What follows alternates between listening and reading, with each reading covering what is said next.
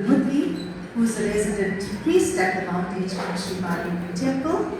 Dr. Asokan holds several degrees and qualifications, including a PhD in accounting. Shri Asokan is a world-class mridangist player who trained with various gurus in India. Shri Asokan will open this function with a prayer.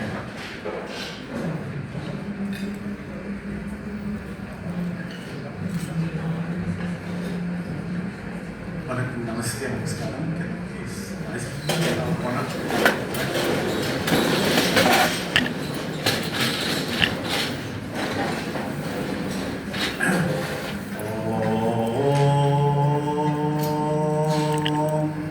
Om Gurubhyo Namaha. Om Gajananam Gajapaganapatin Gajamukam.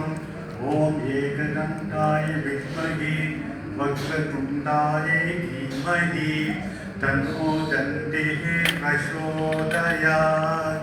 Om Guru Brahma Guru Devo Guru Vishnu Guru Devo Maheshwara Guru Sakshat Parabrahma Tasmai Shri Guruve Namaha. Om Sarva Mangala Mangalye Shive Sarvartha Sadhike Saramye Triyambike Devi Gauri Narayani Namastute Namo Namaha. Om Saraswati Namastubhyam Varade Kamarupini Vidyarambam Kareshanini Siddhi Bhavattu Me Sada. Om Shakti Parashakti Om Namah Parvati Padahe Har Har Mahadeva. Thank you. Thank you, Guru Asokan.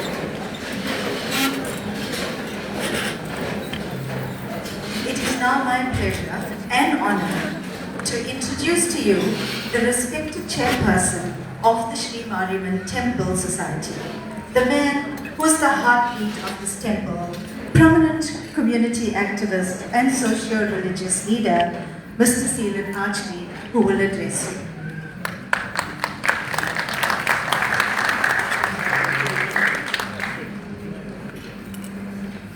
While Mr. Archri makes his way onto the stage, I'd like to introduce myself. I'm Mrs. Reena Motila, and I am co-program director with Ms. Devasri Govender this morning.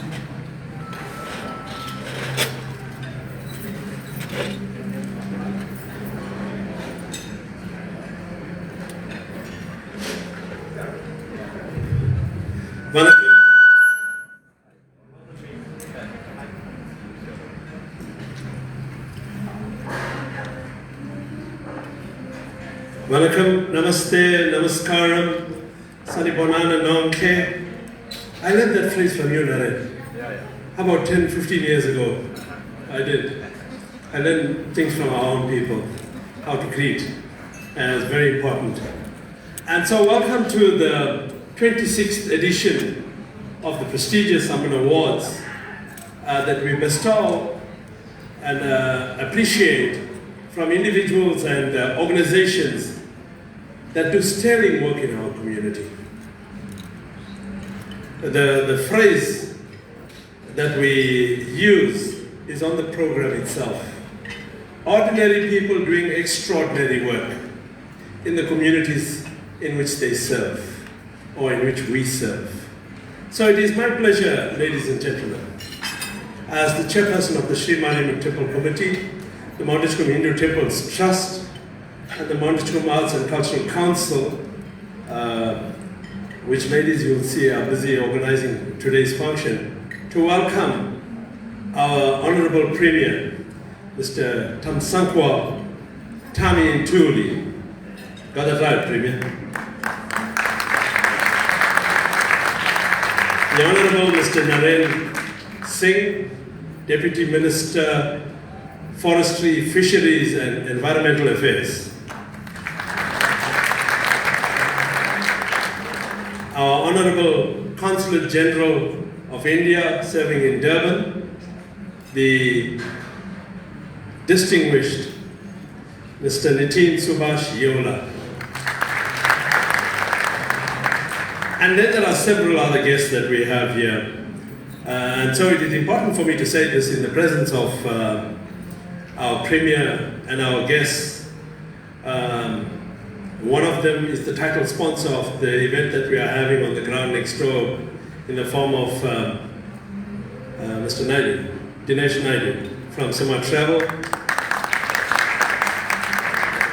Mr. Dion Arumugam, all the way from Port Elizabeth, Mr. Roy Moodley, an old friend from mine in the years gone back from 1999, Clive Lachana, and then of course the Tigress herself. Tigress is correct or Tigress? Nah, Tigress is correct. She said Tigress. Yeah, the tiger itself, Mrs. Shamin Thakur Rajbansi, and there are several others from within our community that are seated here today.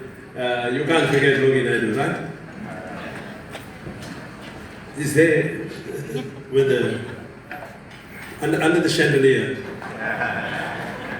There's also Ishwar, Prince Ishwar Ram Lakshman, Mabai Gazoo.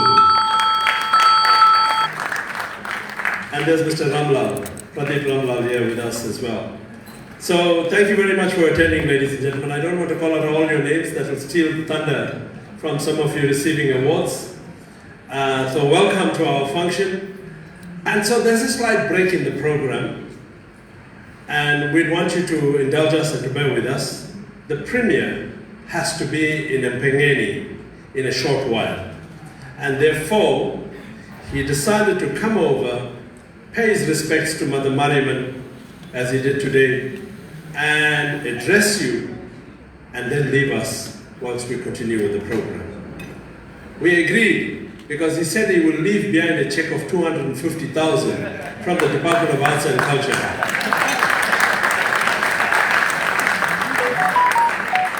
Don't we wish? Maybe they can take that money that he's going to give us from the petrol price increases that happened recently. Premier, you guys are killing us.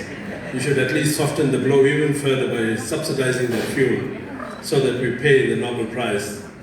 But I leave that to you, sir. So let us welcome, let us stand and give a standing ovation to our Honorable Premier. This way, sir. There's an old song, Premier. To the left, to the left.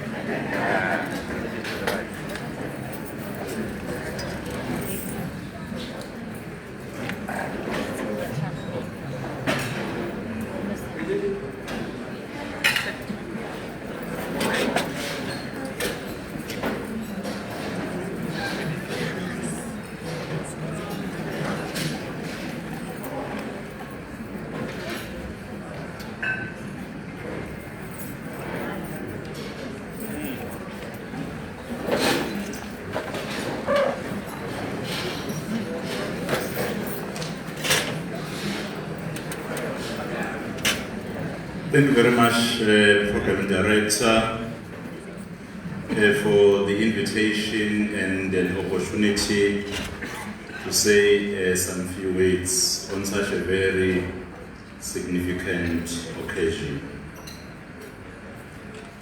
I wish to extend my greetings to everyone present today, with a particular mention of Mr. Sylvan Naika, who's the chairperson of the Mount Edgecombe Hindu Temples Trust, Mr. Silen Akari, if I'm pronouncing it correctly, Achari, okay, whatever, but he knows that I'm referring to him. Our Deputy Minister for Forestry, Fisheries and Environment Department is our National Minister, Honorable Naren Singh, who's also the money man for the IFP, is the Treasurer General. When we seek donations, is the one who will fund I saw that there is also the Deputy Chair of the National Council of Provinces, NCOP, Honorable Les Gavenda, His Excellency the Consulate General of India, Mr. Yola, all our religious leaders who are present, Prince Ishwa Ramlashman, Mrs. Rabansi, and Logi Naidu, distinguished guests, and all the important guests today, the members of our society in the province of KwaZulu-Natal, and members of the media. On behalf of the government of KwaZulu-Natal and the people of KwaZulu-Natal, we are actually pleased to spend this important day here with you. During this sacred annual Shri prayer, as we gather in this serene and spiritual space, I want to take a moment to extend my heartfelt greetings to you all. I've met quite very important people. Some I've only seen them in television with very significant programs that I follow each time. Your presence here today is a testament to our shared values and the collective commitment we have to our community and our faith. The Shri Mariammen Temple has long been a light of hope, reflection, and a unity for our Hindu community in KwaZulu-Natal. I wish to express my deepest appreciation to the temple leadership and all members for your unwavering dedication in promoting spiritual growth, cultural heritage, and humanitarian efforts over the years. On behalf of our people, I wish to say to you thank you for that good work.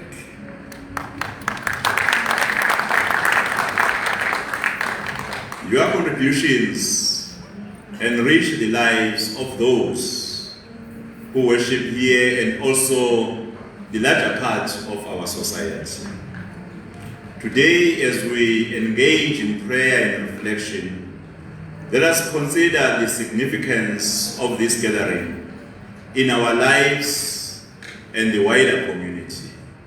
In fact, the acknowledgement of those who have made significant contributions in the lives of our people in the province and our nation is quite very important. It's encouraging. It's inspiring hope about the future. It's laying a foundation for the next generation to follow the suit and do good, not only for themselves, but for the entire nation.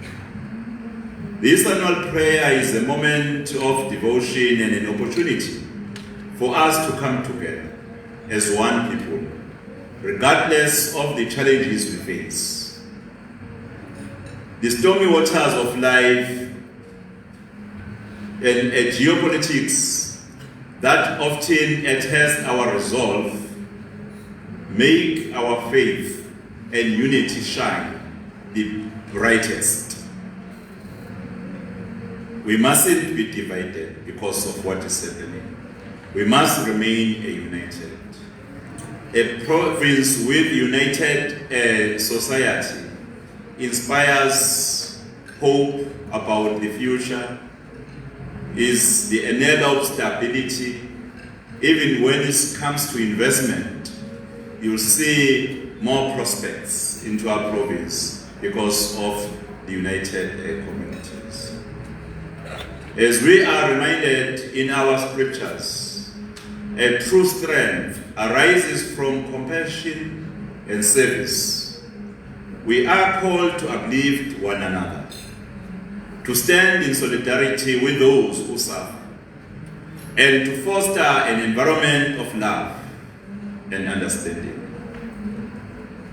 As the government of KwaZulu-Natal, we are committed to working alongside religious and community leaders like you to build a KwaZulu-Natal where every person is valued, every voice is heard, and every individual can thrive. In our diverse province, we are blessed with a rich cultural diversity that reflects the heritage and traditions of many communities. This diversity is a source of strength, and it has the potential to unite us in our shared goals for a better future. Through the principles of respect, dialogue, and cooperation, we can overcome the divisions that have historically divided our society and build bridges that foster a unity. As we gather in prayer today, let us also recognize the importance of education and youth empowerment. The future of KwaZulu-Natal, and indeed our nation, relies on our young people. I'm quite optimistic that as I've endorsed the contracts of the big police in the province, Lieutenant General Dr. Mkwanase, I'm certain that the fight against crime is going to be strengthened in the province of KwaZulu-Natal. To share with you, my brothers and sisters, my leaders, since the 7th administration inception, each quarter when we get crime stats in the province, there are signs of decrease. Recently, I got information that there is almost 10% decrease in crime stats in the province of KwaZulu-Natal. Though there are categories of crime that are still worrying me, hence I wish to make a call that let us all stand together and speak in one voice to protect women and children in our province against gender-based violence and femicide. It is our duty to equip our youth with the tools they need to navigate an ever-changing world by instilling in them values of integrity, respect, and compassion. We are paving the way for a brighter tomorrow. Let us also take a moment to remember those in our midst who are facing hardship, those who are struggling with poverty, unemployment, or health issues. The ongoing support and outreach from the Temple Society have touched many lives. And I encourage you to continue this spirit of giving and kindness. Even myself today, I've had some wonderful meal, and that was quite a significant generosity. Thank you very much. I'll even tell my wife that they fed me quite very well today. Each small act of generosity contributes to a longer and a larger wave of change. As I conclude my remarks, I ask for your prayers and support as we move forward together. Let us renew our commitments to our faith, our families, and our communities. May this annual Shri prayer inspire us to reach out to those in need and to foster a spirit of collaboration that embodies the values we cherish. Thank you very much for welcoming me into your sacred space today. May your prayers be fruitful and may the blessings of the divine guide us all in the days to come. Thank you very much for inviting me to such a wonderful environment. And may peace be with you. Thank you.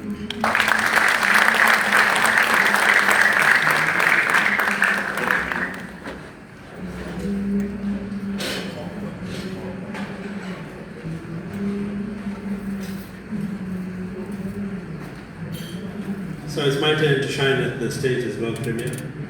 I've got you in our Indian garb. By the way, the marigold is our national flower when it comes to Hindu praise and so on. So you get another one because of the wonderful person that you are. Indeed, that is true. I don't make light or easy of that. We think you are able to respond to our KZN community. The people of KZN. I think we have 12 million, thereabouts, in our province, perhaps the largest in terms of that number. And so we'd like you to gain strength and do even better than you are doing currently. And hope that we would all then be beneficiaries of the good policies and implementation that you may undertake. So to that end, the Shri Mariammen Temple Society, the Edgecombe Hindu Temples Trust, and the Edgecombe Arts and Cultural Council would like to garland you again. You get the double whammy this year. It doesn't happen very often. And so we would like to then afford you a token of our appreciation. So that's Vinashri, and I will be that garlanding, and Nirmala Tool will present you with a token of appreciation.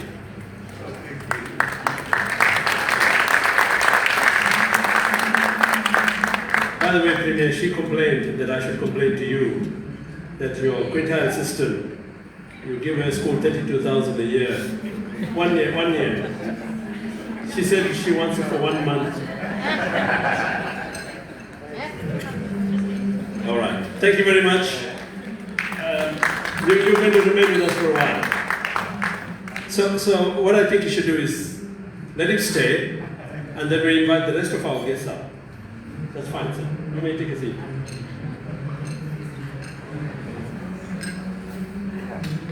All right, then over to our program directors. Thank you very much.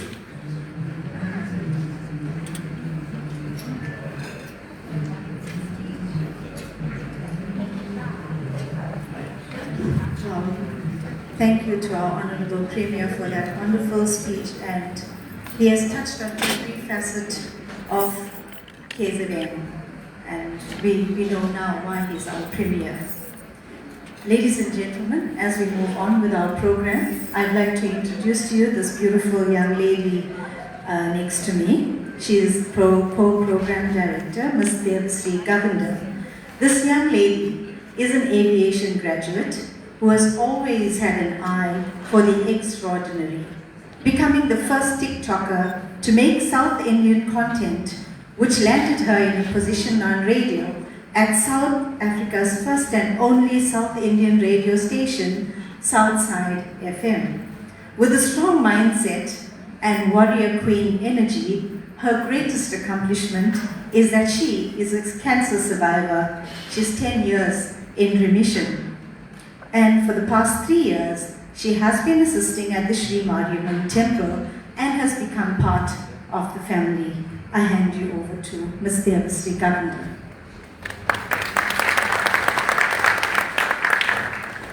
Thank you for those kind words, Auntie Rena. But we are going to know her today as Mrs. Motilal, who is an educator for the past 38 years and is in possession of an honors degree and a master's education degree. Currently, she holds the position of acting deputy principal at Palm View Primary School, and she is an English specialist educator in the senior phase. She is also an active member of the Mount Edgecombe Arts and Culture Council, and she believes that culture and education cannot be separated, and she has a passion for both. Ladies and gentlemen, Mrs. Rena Motilal.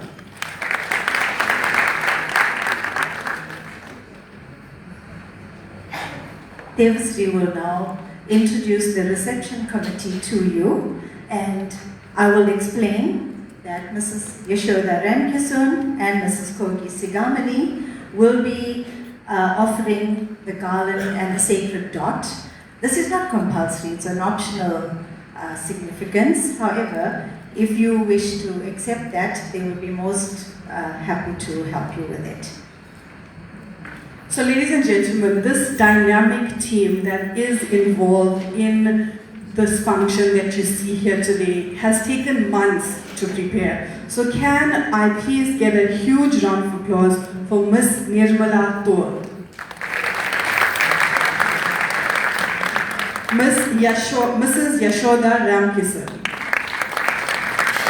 Mrs. Vaneshri Naidu, Mrs. Kogi Sigamani, our marketing guru, Ms. Karishma Ramnath, and Sean Naidu. We are also privileged to have videography and photography by Anand's Video and Photography, as well as the incredible meals that we just tasted, of course catering by Magical Events.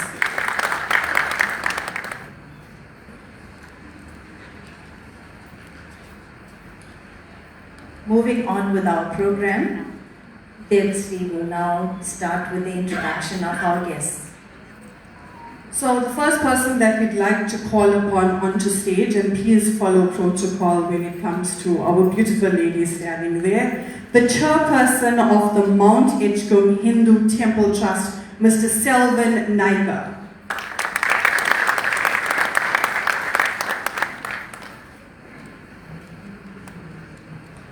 And he is followed by our chairperson of the Shri Mariammen Temple Society, Mr. Seelan Archery.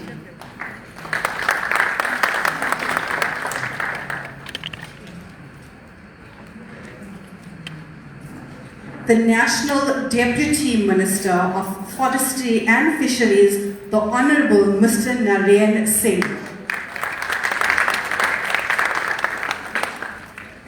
The Consul General of India in Durban, the Honourable Mr. Nitin Subhash Yola.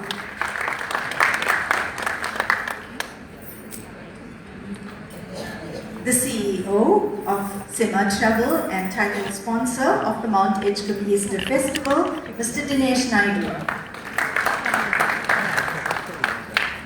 I think we can do better than that, ladies and gentlemen. The President of the African Movement Congress, Mr. Roy Woodley.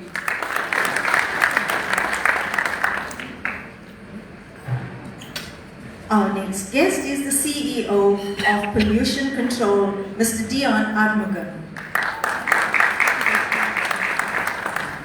And the tigress herself, the leader of the Minority Front, Mrs. Shameen Thakur Rajvansi, ladies and gentlemen.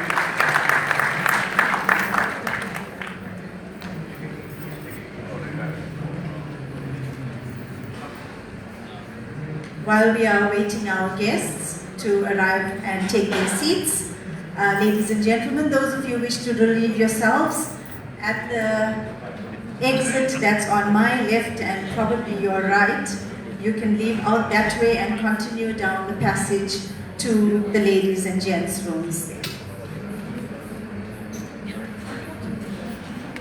Let's give these individuals on stage a huge round of applause, ladies and gentlemen.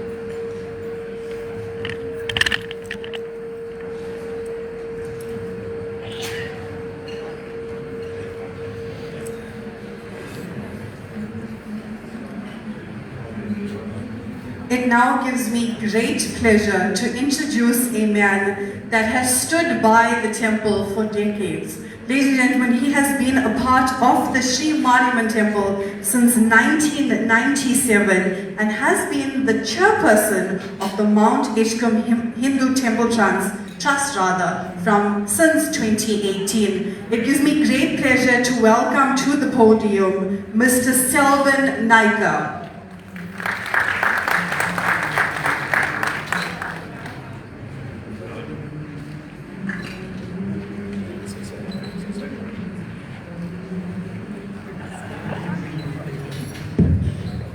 Thank you, Program Director.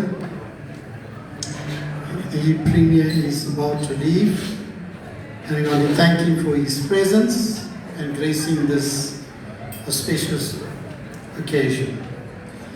Ladies and gentlemen, it gives me great pleasure to officially welcome you to this 26th Annual Ammen Awards presentation. On behalf of the Mount Edgecombe Hindu Temples Trust, the Shri Mariammen Temple Society, the Mount Edgecombe Arts and Cultural Council, it is my profound honor to extend a warm and heartfelt welcome to all honored guests, distinguished recipients, and cherished members of our community that has gathered here today for the 26th Annual Ammen Awards.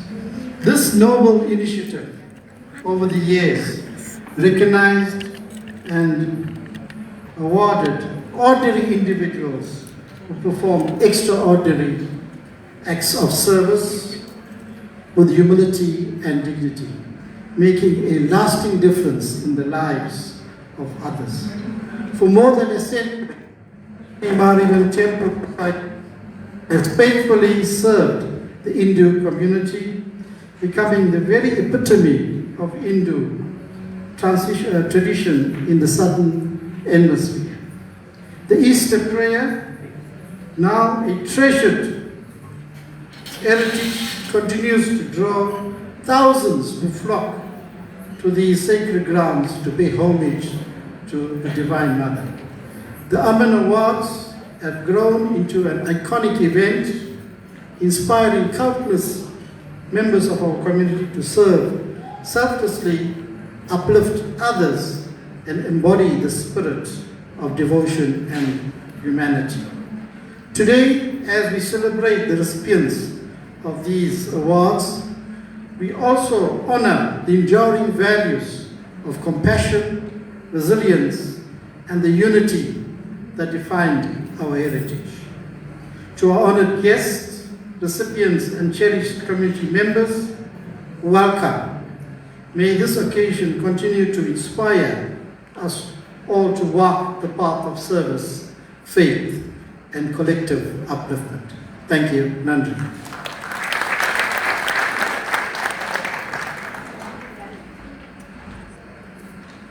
That was our official welcome by the chairman of the Mount Edgecombe's Hindu Temples Trust.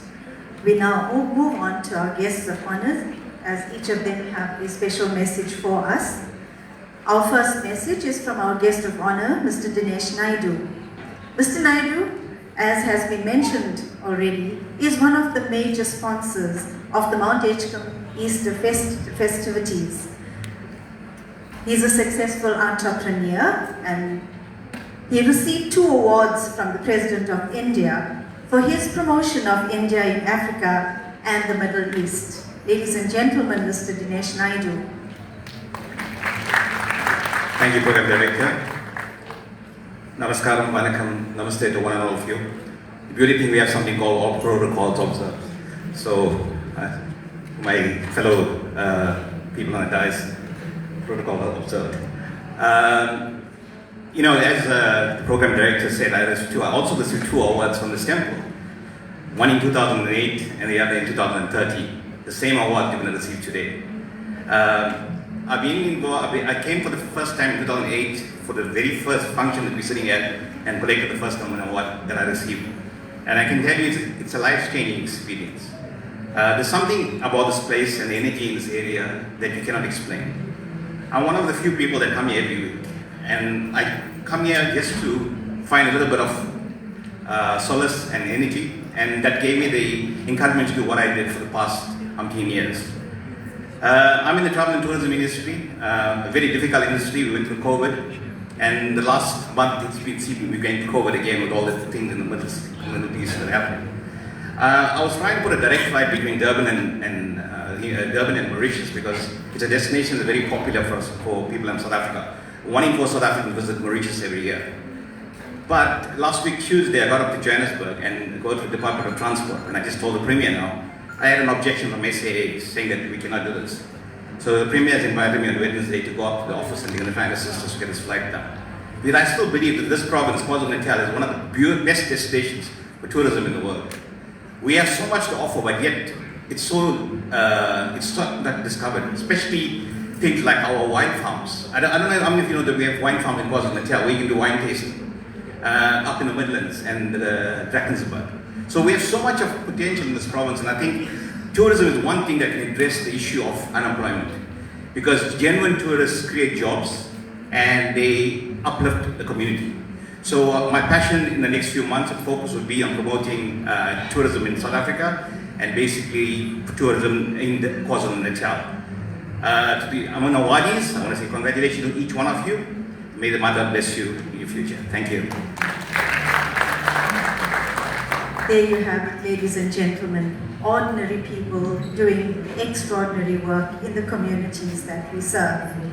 Next, and I have the pleasure of introducing to you our guest of honor, Mr. Dion Armuga. Mr. Armuga is the CEO of Pollution Control and also a major sponsor at the Shri Mariammen Temple. Vanakkam, namaste to one and all. My history goes back to the Shri Mariammen Temple more than 25 years ago, when I walked in with tears in my eyes, and I didn't ask nothing of the mother, I just needed fulfillment. And when I left, I was blessed. And till the day I die, my love for the mother will never change. So I asked my kids sitting there in the back, what should I talk about? And I've got 3 kids. So one said, talk about simplicity in Hinduism, because our religion has become so complicated. We've come from such a path where everything is complicated. So my little one told me, Dad, the way that you teach our simplicity in Hinduism, talk and try to spread the word of simplicity. So simplicity means there's no rules in religion, no rules and regulations and complication in religion. It's simplicity. Simplicity means God wants nothing from you. Everything belongs to God, so why do we complicate religion? Keep it simple. All you do is lift your hands to the sun every morning and say, God, thank you. Thank you for being alive. Majority of us are confused, especially the youth, and that's my next topic. The youth are so confused. And you know, my brother Seelan Achere is standing in the back. My heart goes out to him. I look at all the uncles, I call them uncles, or the Balis. Yesterday I told a guy, Bali Swami, something very bad, but I love them. So whenever I come, I live in Jeffreysburg. Whenever I come, my first stop is to the mother.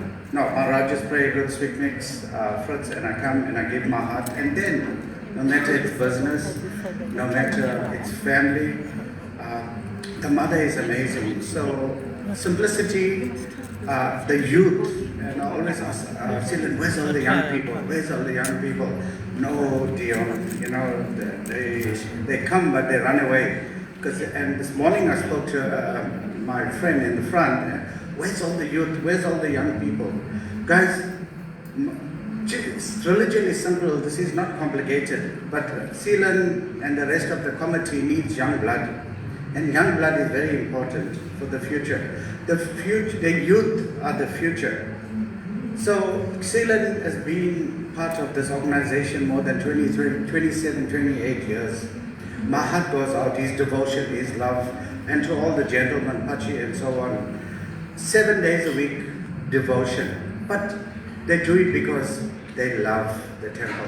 They love Mother Mariammen. So My humble blessings and congratulations to all the awardees getting the awards. I also got an award, but I was lucky.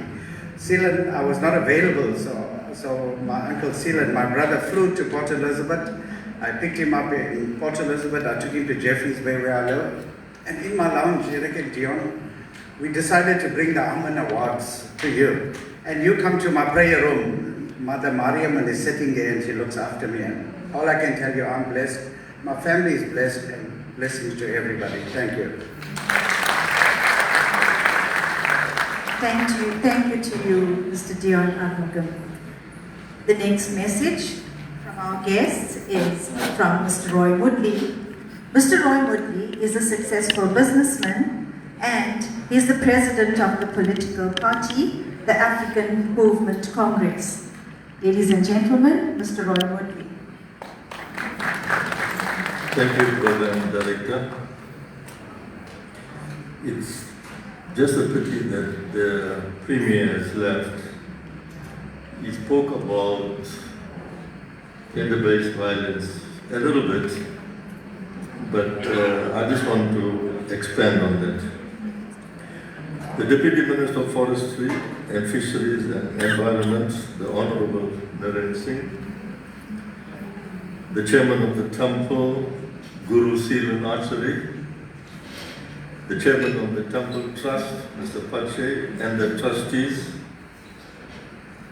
committee members, and all the distinguished guests, ladies and gentlemen.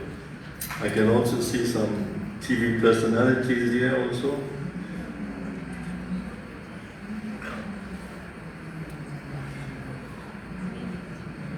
Not forgetting Mr. Shami Thakur Rajbansi, leader of the Minority Front. Thank you, ladies and gentlemen. It is a great honor for me to say a few words in the presence of our Premier that has left, but is not here, but nevertheless we got our Deputy Minister of Forestry, Fisheries and Environment.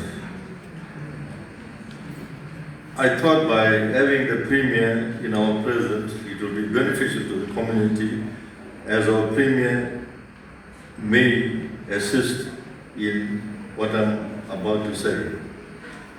Our country is now GNU, which means if the ANC decides on something, IFP is also part of it. So, as to push back, because the GNU is part of the problem, it is accepted as having one voice. I just want to talk about GBV, the crisis of online gambling addiction. I want to talk to you about the root cause of GBV. I've said this in the past, and I will say it again. Online gambling has become a silent epidemic in South Africa. In our townships, villages, and cities, families are being destroyed, not by chance, but by design. Online gambling platforms operate 24 hours a day, accessible on cell phones, aggressively advertised and deliberately engineered to keep the people trapped in cycles of loss and false hope. We see young people gambling away grant money, food money, and school fees. We see breadwinners drowning in debt.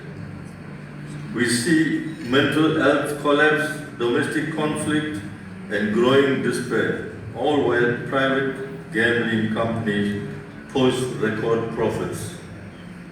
Online gambling becomes an addiction and is the main reason for gender-based violence, which is endorsed by government.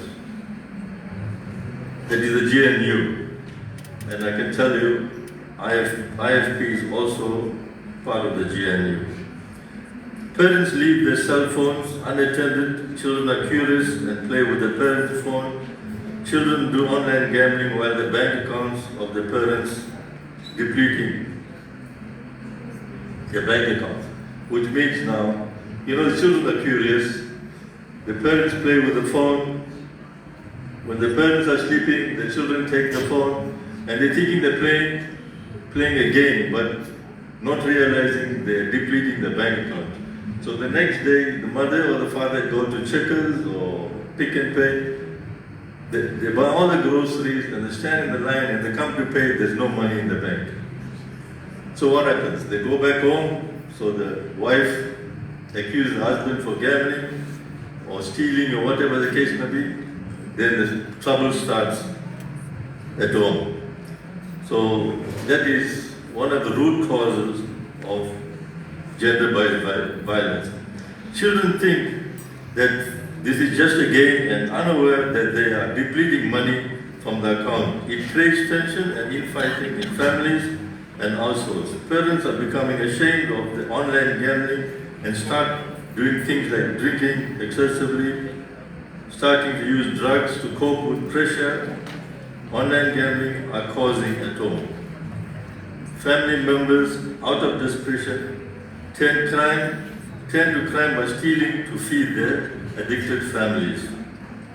The government allows online gambling to keep its citizens chained in poverty. It is not entertainment when it exploits desperation. This is economic violence. Government cannot claim ignorance. The state benefits through taxes and levies, yet regulation remains weak, outdated and fragmented. Illegal offshore operators flourish while communities pay the suffering price. The consequences of government inaction on online gambling. If government continues to look away, the consequences will not be abstract. They will be brutal and irreversible. Gender-based violence will escalate further. Addiction fuels anger, shame, fear, and desperation. When money is gone and hope collapses, conflict turns violent. Government cannot claim to fight gender-based violence while allowing an addiction economy that directly intensifies gender-based violence. Children are left hungry, exposed to violence, and emotionally abandoned.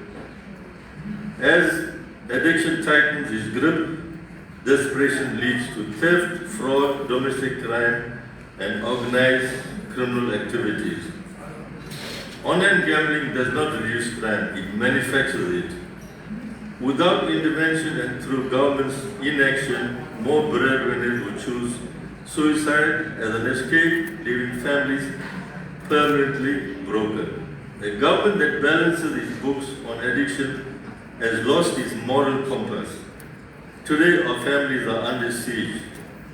Homes that should be places of love, safety, have become places of fear, tension, and violence.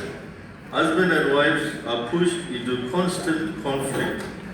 Children are growing up surrounded by anger, shouting, and pain, and slowly, dangerously begin to believe that violence is normal. This did not happen by accident. It is supported by government.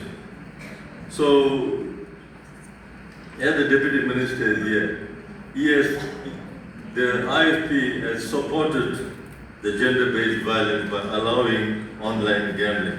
But it's never too late now. Nothing is late. It is a result of economic breakdown created by sustained government failure. A system designed to keep people captive in poverty and desperation. When people are poor, stressed and hopeless, families crack and gender-based violence thrives. Husbands and wives are sold a lie that one more bet will change their lives and they will come home with more money. Government claims it does not know how to fix gender-based violence, yet it refuses to confront the very system that creates it. Ladies and gentlemen, I thought the Premier is going to address it a little bit, but he has left, but still we got our Deputy Minister that maybe will touch on it. Thank you very much. Thank you, Mr. Murthy. We can see where your passion lies. I'd like to now welcome a lady that is well known to each and every one of us, Mrs. Shri Rajbansi. Welcome, ma'am. She's the leader of the Minority Front.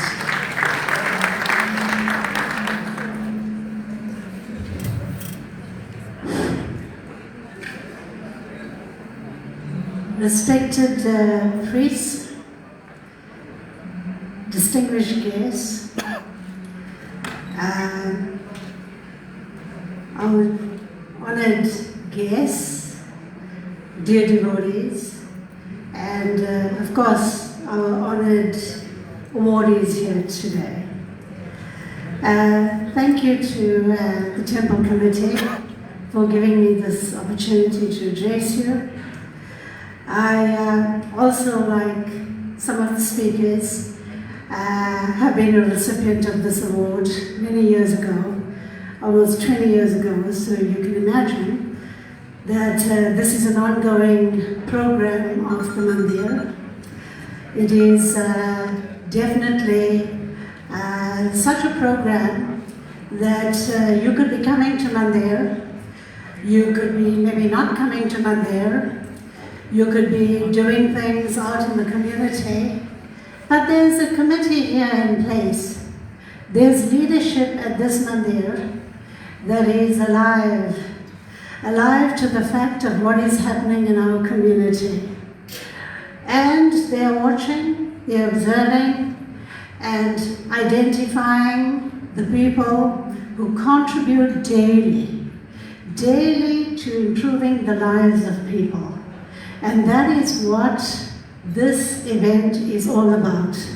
This event is about appreciation. This event is about recognition. And it's about recognition of good citizenship. This award that you awardees are going to receive is no ordinary award. It's because you don't do things that are ordinary. You are doing things that is making you successful, not only personally, but also publicly.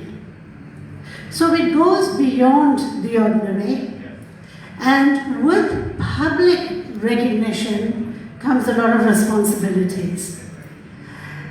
Just like Dion, I keep my award by my prayer place. Every morning, I would offer one flower and a double tulsi leaf. And I would first take the blessings of the Mother.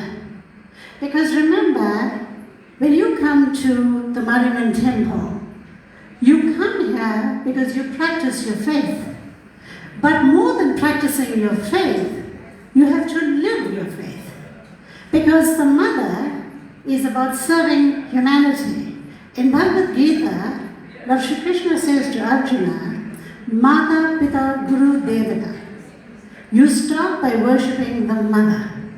That's the first Guru.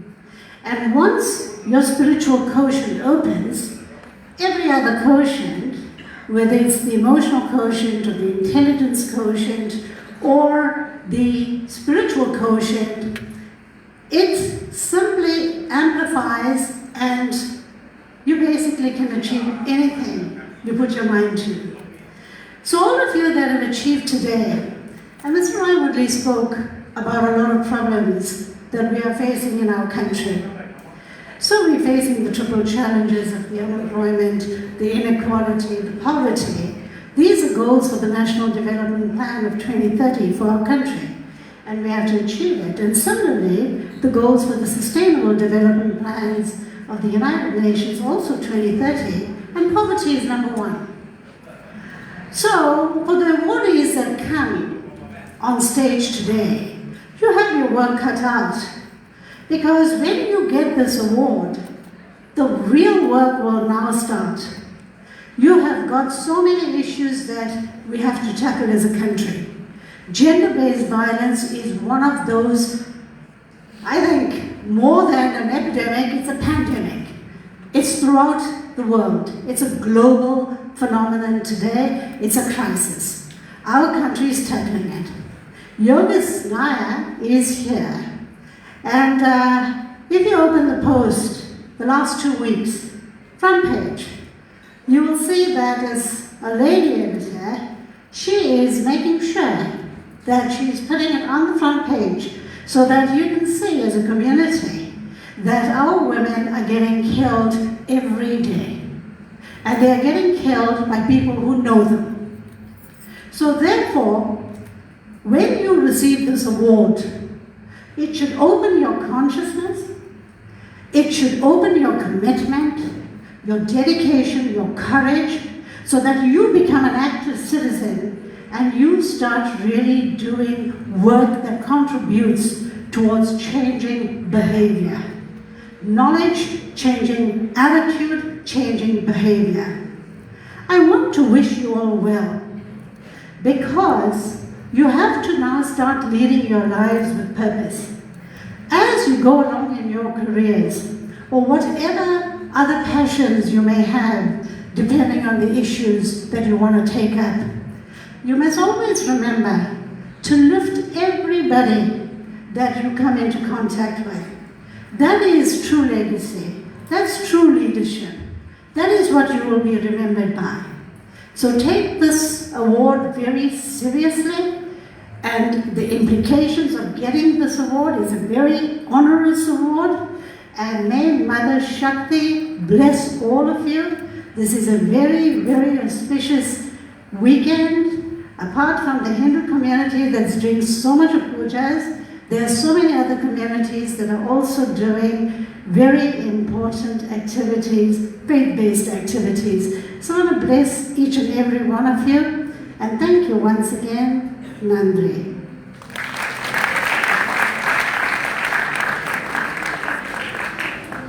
Thank you for that, Mrs. Rajvansi. I think for being such an empowering woman in our community, she deserves a bigger round of applause.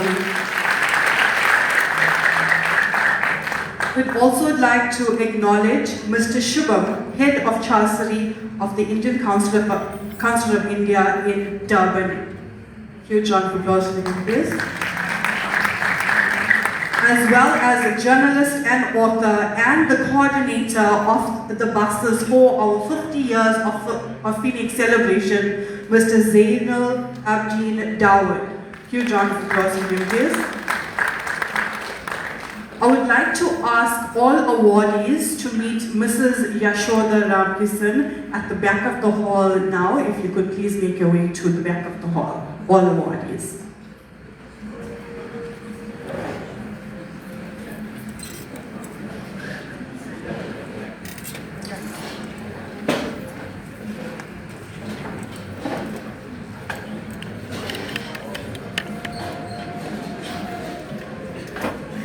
Moving on to our next item on the program, coming from a dance school steeped in culture and showing us every sort of dance form that is possible in the Indian community, with over 30 years of experience. Under the management of Srimati Shiksha Singh, I present to you Kumari Shiksha Dance Institute, and we have little Courtney Naidu, who will be giving us an Indian classical item. So let's put our hands together for Miss Courtney Naidu.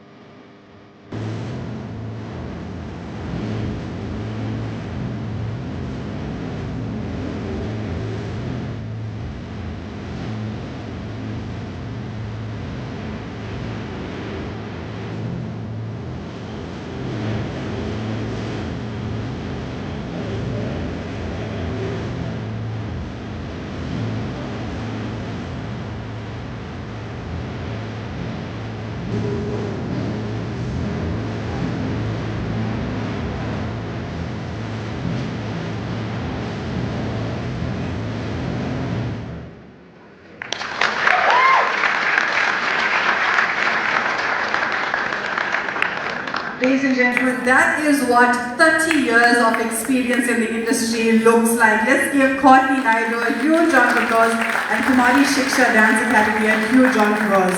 The dance school in fact has over 100 Bharatanatyam graduates, and that's exactly what we need here in South Africa, is something to hold on to, and that's our beautiful Bharatanatyam. Moving on to our next speaker, he is the Honorable Mr. Nitin Subhash Yola, the Consul General of India in Durban. Let's give him a huge round of applause.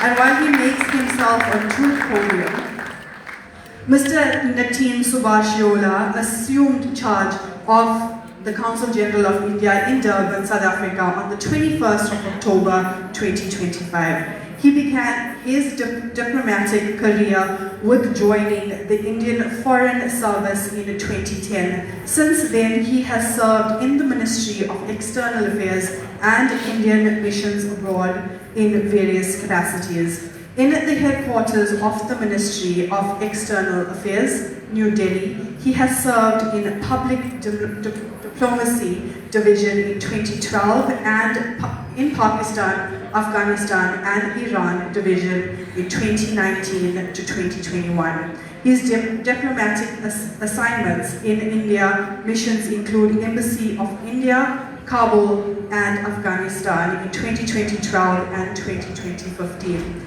And High Commission of India, Colombo, Sri Lanka in 2015 to 2019. He has served the Embassy of India and as the Deputy Chief of Mission in 2022 to 2025, before proceeding to Consul General of India in Durban, South Africa as the Consul General.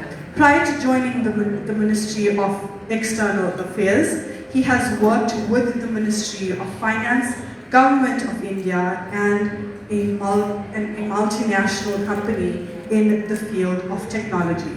He holds a bachelor's degree in electronics and telecommunications engineering from Pune University.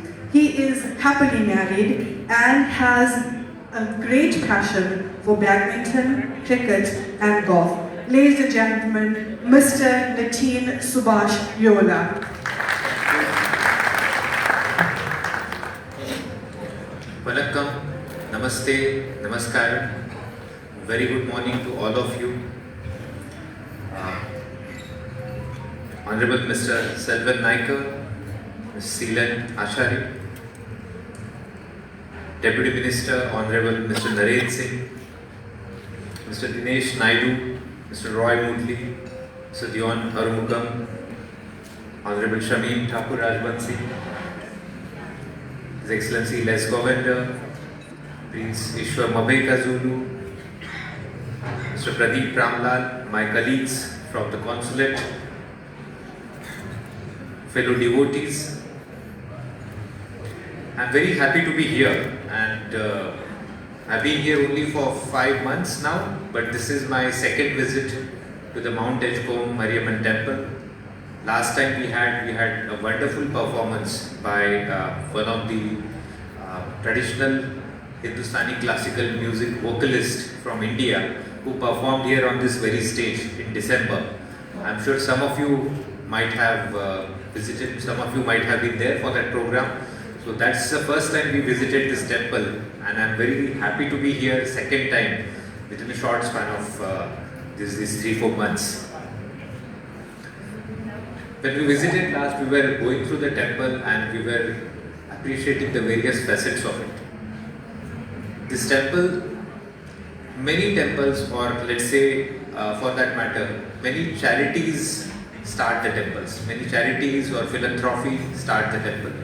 But this temple, as we see that time, used to be in the middle of the sugarcane fields, and it's the toil of the people here, the hard work and all the collective effort which has actually started this temple. And what started in 1890, I must compliment the able leadership of the temple and all of you as a fellow Indian diaspora members whose continuous support has taken this temple from the small beginning to now this big campus, and the devotees. And it is not easy to continue this tradition for more than 100 years. And I wish from the consulate all the success in your future endeavors for the temple. The temple is also a symbol of what we can achieve through hard work and what we can achieve through unity and strength. As they say, united we stand, divided we fall. So this temple is one of the symbols of if we all stand together, what good work it can create, what strength it can give. This is a shining example for all of us to follow.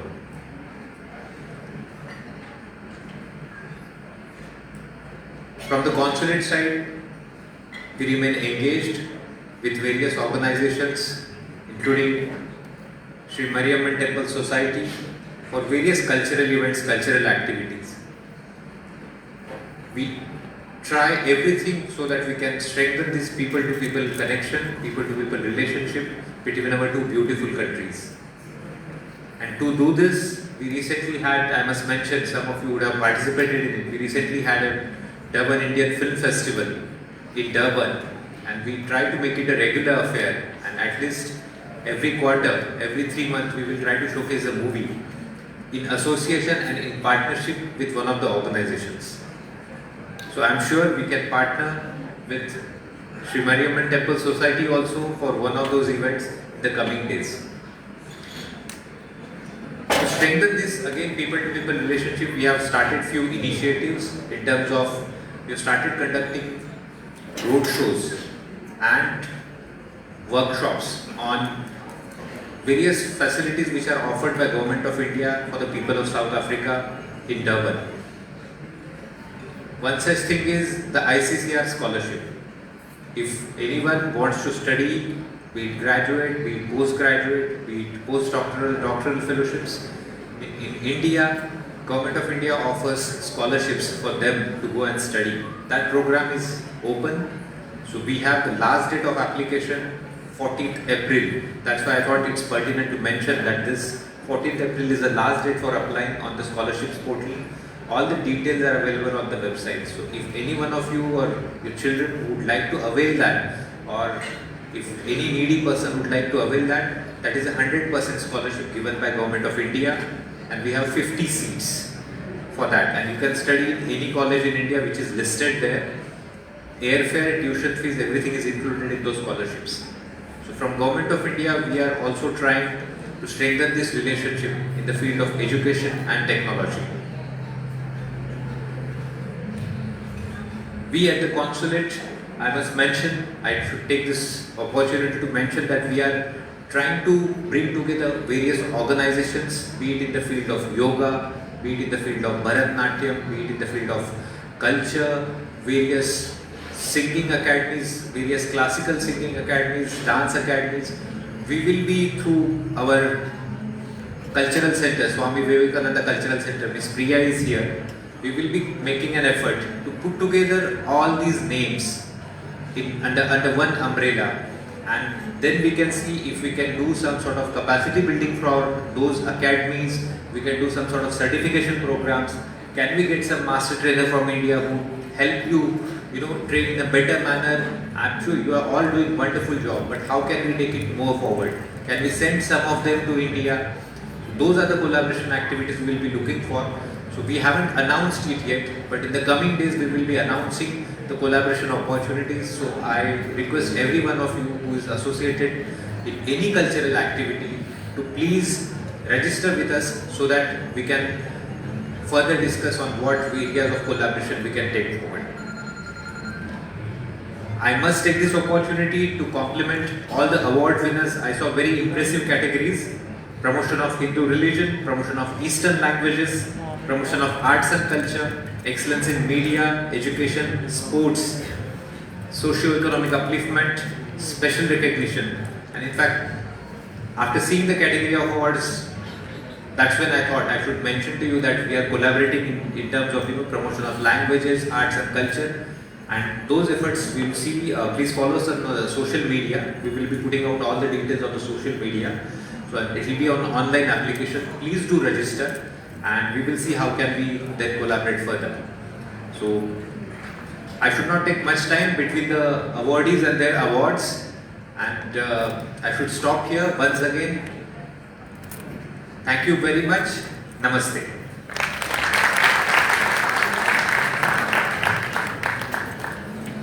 Thank you for those opportunities that are being offered to our Indian community or to all South Africans. Please, if you are able to, or you know of somebody who needs an opportunity, a scholarship to study, do take advantage of what our Indian Consul General is offering. And now, for a message from our main guest of honor, the Honorable National Deputy Minister of, let me get this correct, is the National Deputy Minister of Forestry and Fisheries and the Environment, Mr. Mariammen Singh. Mr. Singh hails from the town of Amkumas. He is a seasoned politician with vast experience working with various communities. He joined the IFP and is in its senior leadership, serving as its Treasurer General at a national level. He served as an MPL in the KZN legislature. He was appointed as MEC for Sports, Arts and Culture, and MEC for Education, as well as Agriculture and Housing. He was appointed as Member of National Parliament and currently serves as the Deputy Minister of Forestry, Fisheries and the Environment. Ladies and gentlemen, please welcome our Honorable Mr. Mariammen Singh. Thank you very much to our program directors. Yes. Namaste, Vanakkam, Namaskaram to one and all of you. Thank you very much to Mr. Naika and Mr. Archery and your respective committees for inviting me along here today. Because I think the most important part of today for not only me but for the Premier as well was the spiritual upliftment that we received this morning. And thank you, Guru Dr. Asogan Mudli, for leading us into the prayer this morning, because it gave us a tangible way of appreciating the Mother Shakti. I know all of us, without exception, worship our mothers, whether alive or passed on. But when you come here, the kind of vibration that is created gives you another kind of connection with Mother Shakti. So thank you very, very much for that. And thank you to the Trust and to you, Seelan, and your committee for having maintained this place for the past 136 years. It's no mean feat that a place like this, Consul General, can survive for 136 years. But it also tells me, distinguished colleagues on the dais here, that, you know, when our forefathers came here, first on the 16th of November 1860, the SS Truro, and they collected together in the 10 years after that, they took solace from creating places of worship and building schools. And this is why across KwaZulu-Natal and other parts of the country, you would see temples. Temples that were built over 100 years ago, that are still maintained. And thank you to our forefathers for having that foresight in doing that. And thank you to people like you, Seelan, and your team for keeping that culture alive and keeping the spirit alive. The other thing our forefathers prided themselves in, and many of us are beneficiaries of that, is providing schools. I know in the area that I come from, of Mas, the first primary school was built in 1929, and it was a wooden iron school until 1960 or so. And at one stage we had more than 360 what was called Indian state-aided schools, built through the blood, sweat and tears of our forefathers. And government at that time, and I know we're talking about quintile 5 earlier on, the government at that time used to give you £1 a year per pupil. I know I served on my primary school committee, the Ammen School Improvement Committee, from 1969 as its treasurer, and today I'm chairman of that board. And I remember how we used to walk up the hills and valleys of Kumas for 5 shillings, for 2 and 6, for 10 shillings. From farmers used to come back from the market, and we used to go on a Friday, because we know they come back from market, and we used to ask them to part with that money. And they did. And that's how education ran.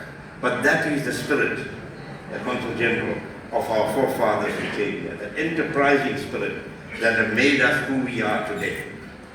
And you know, we must really take our hats off, and on every occasion we get to celebrate our forefathers and those that came here from 1860 and onwards, we must do so with a lot of pride. Because the Indian community in KwaZulu-Natal and in South Africa, we are people, as Prince Buthelezi would say to African brothers and sisters, we pulled ourselves up by our own bootstraps. Hard work to be where we are. And that hard work you can see paying off in the number of people we have in different disciplines in our country, whether they are scientists, whether they are teachers, whether they are plumbers, whether they are artists, and some of them are being recognized here today. And that's the beauty of being a South African of Indian origin. So we thank India for actually sending our fathers and grandfathers down here to a land that they thought was of milk and honey, only to come here and find that there was hardship, they had to toil on the sugar fields, but they made a life of it. So, well done to you, Mariammen Temple. Now, I will be failing in my duty here, Honorable Les, my colleague Les Governor, who is the Deputy National Chairman of the National Council of Provinces. If I do not respond I come in peace. Let me put my hands up first and say I come in peace, Seelan and everybody else. If I do not respond to a statement that gender-based violence is endorsed by government, that is far from the truth. In fact, the government has declared gender-based violence a disaster, a national disaster. And what does that mean? It means that the President has given us, all of us, marching orders to make sure that in our departments, wherever we are, and amongst our employees, of which there are 100, we continue preaching the ills of gender-based violence. We talk about a government of national unity, and we think every party there thinks the same. 2 people get married. Many of us are married here. We come from different families. We come from different stock. We come from different mindsets. But what is our vision as a couple? To raise a family, to make sure that family is proud of us, to raise grandchildren, to be an asset in society. And why do we do that as two different people? Because we have a common vision. And the common vision that South Africa has given the people of this country, and the message that they've given us loud and clear in an election campaign, is never and never again should we find one political party dominating the political scene at any level of government. And that is why you come together with like-minded parties, with a common vision, different in thought, different in what they would like to do, but they come to a common vision so that the people of the South Africa can benefit from that government. That is the government of national unity. It's not this equals that, equals that, equals that, and at the end of the day you get 9 parties being the same. So I just thought I should clear that as well, in case some people don't understand that. Let's talk about gender-based violence. You know, sometimes we forget to look in the mirror, all of us. And I tell my staff that, and I tell everybody else, I tell communities. When you want to point a finger at anybody, look at the mirror first. And ask the mirror what you have done to make society a better place. We blame government for gender-based violence. Here's a paper that's widely read, whose editor is here with us today, a Post. Headline articles, and I only read it this morning when I was coming from Ampumas to here, and I was shocked. And thank you, Yogas, for making these headline stories, because these messages need to go out to communities so that society can realize that there are animals amongst us and not human beings. For a person to murder his 5-month-old pregnant wife with 2 other children, for another person here to kill an abusive partner, to kill his partner in front of his daughters who were 11 and 7. Blame government? Ask yourself. Ask the person in the mirror. You blame society. We have to blame ourselves. And that is why organizations like yours, Mr. Archery, are so valuable in society. Because you bring people together for common purpose, to pray, to worship. You teach them values, human values, rights and wrong, when they come together as a collective. And they take that home to their children and their grandchildren. People like, is it Mr. Kumar? Mashaban is here from a school. We were talking about you earlier on, Mashaban, and the great work that you've done at West Ham. School principals, teachers have to ensure that they instill in learners values, value systems. We still find in South Africa, and particularly in KwaZulu-Natal, we are living in a patriarchal society where men dominate. And we must not teach our sons and our grandchildren that the man is supreme in a household. We need to instill in them values that you are equal. You treat each other equally. It starts there at the base. So let's not blame government, but this is sad, it's shocking, and to say the least. But we need to come together as a collective and have more organizations, have more programs facilitated by the government of India and others that will ensure that we can take the message out far and wide. Of course, I'm not here as an imbongi. You know what an imbongi is in Zulu? It's a praise singer. I'm not here as a praise singer of government because I'm in government. Government is not doing everything that they should be doing to satisfy the needs of our society.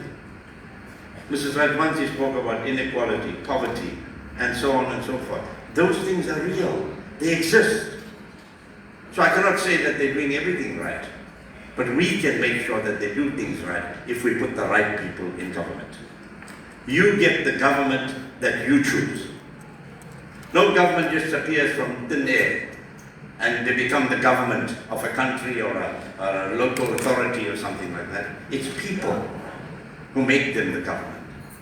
So, I'm sorry I had to go in that direction, but because today is about your temple, the great work that you are doing, the work that has been done by our forefathers, which we need to always praise. Now, Mother Shakti is very close to my heart from a departmental point of view as well, because you all know in the environmental sector, we talk about Mother Earth. Why don't we call it Father Earth or Granny Earth or something else? We call it Mother Earth, because we appreciate Mother. We appreciate the value of Mother. Shamim spoke about Mata, Pita, Guru Deva. That's where it starts. That's where we get our first learning. Long before anybody else, when we cry, our first cry, we are being educated inside. And then when we are born, so you already had 9 months of education before you actually take your first cry. That is the value of Mother. And that's how we should be appreciating and valuing this earth and this planet. And that is why, dear brothers and sisters, that we took a conscious decision in 1992, 93, 94, when we were drafting the Constitution, that one of the sections in our wonderful Constitution should be a section on the environment. And it's section 24, which says we have a duty to preserve this planet for future generations. For who? Not for us, for future generations. So we have a responsibility to ensure that Mother Earth is given the same kind of treatment that we would give to our own physical mothers. And that's my appeal to all of you. I heard earlier on from Mr. Naidu that there were some problems in Break Village, right? Now we can't allow those things of pollution and sewer getting into our sea and water and river to happen. We've got to take action. We've got to make sure that we do a lot of things ourselves. So that's why I say, look in the mirror. I want to just congratulate everybody for receiving these awards, and thank you for 26 years of ensuring that those that do good are rewarded for that good. Not because they want the reward, but because they become an example to others, for others to emulate. The younger people who are sitting here will say, I wish I was on the stage to receive this Ammen Award for whatever category. And they'll aspire towards that. And that's what these awards do. They make others who have not received the awards aspire towards getting them and doing the kind of thing and serving with excellence. You know, the Tirunal teaches us, those who walk the path of righteousness and fairness will be blessed with true prosperity and honor. Those who walk the path of righteousness and fairness will be blessed with true prosperity and honor. And just as Mother Mariammen is seen as a source of healing and protection, so too must we become custodians of healing. Healing our communities, healing our divisions, healing our relationship with the environment. That's what we should be doing. This week is a very important week for millions of people around the world. And I was reading somewhere that our forefathers chose this Easter weekend for many of the religious activities because this is the only time that they could get time off when their landlords and their sugarcane farm owners were celebrating Easter or Good Friday because it's important to them. So they took that time off this weekend. And it's come down with tradition. And what a wonderful time where this doesn't only become a religious event or gathering or spiritual event or gathering, but it becomes a social event. Because so many of our children and relatives drive down from Joburg. Mr. Archery was telling me that there are people here from Australia. There are people here from Cape Town. There are people from all over, people who believe in the faith that is offered at this Mariammen temple. So congratulations, well done to all the awardees, well done to the trust, and may Mother Mariammen's blessings be upon you all. Thank you.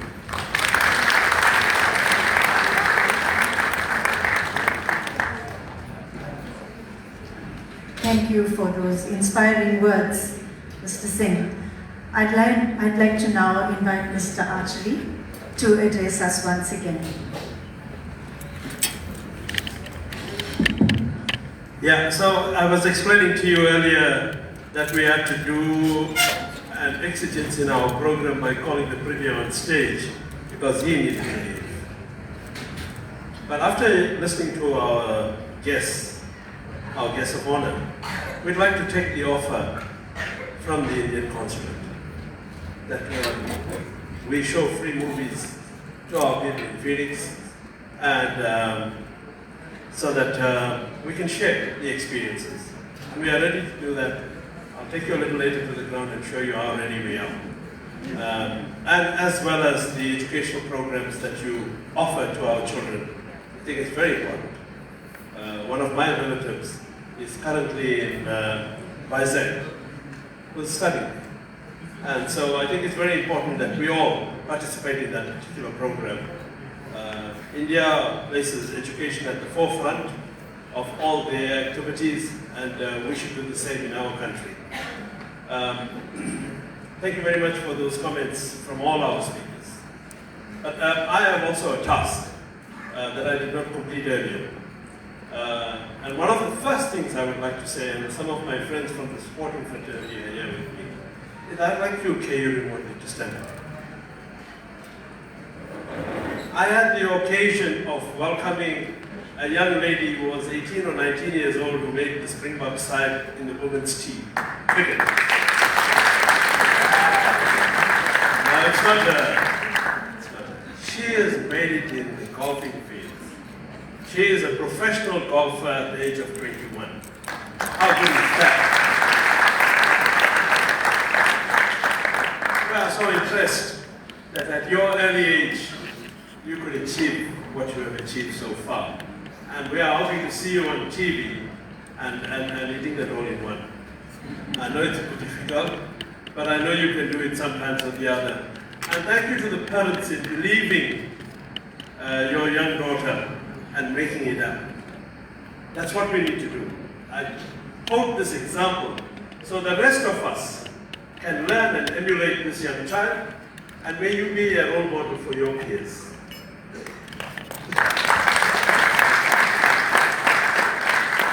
And then the sentiments echoed about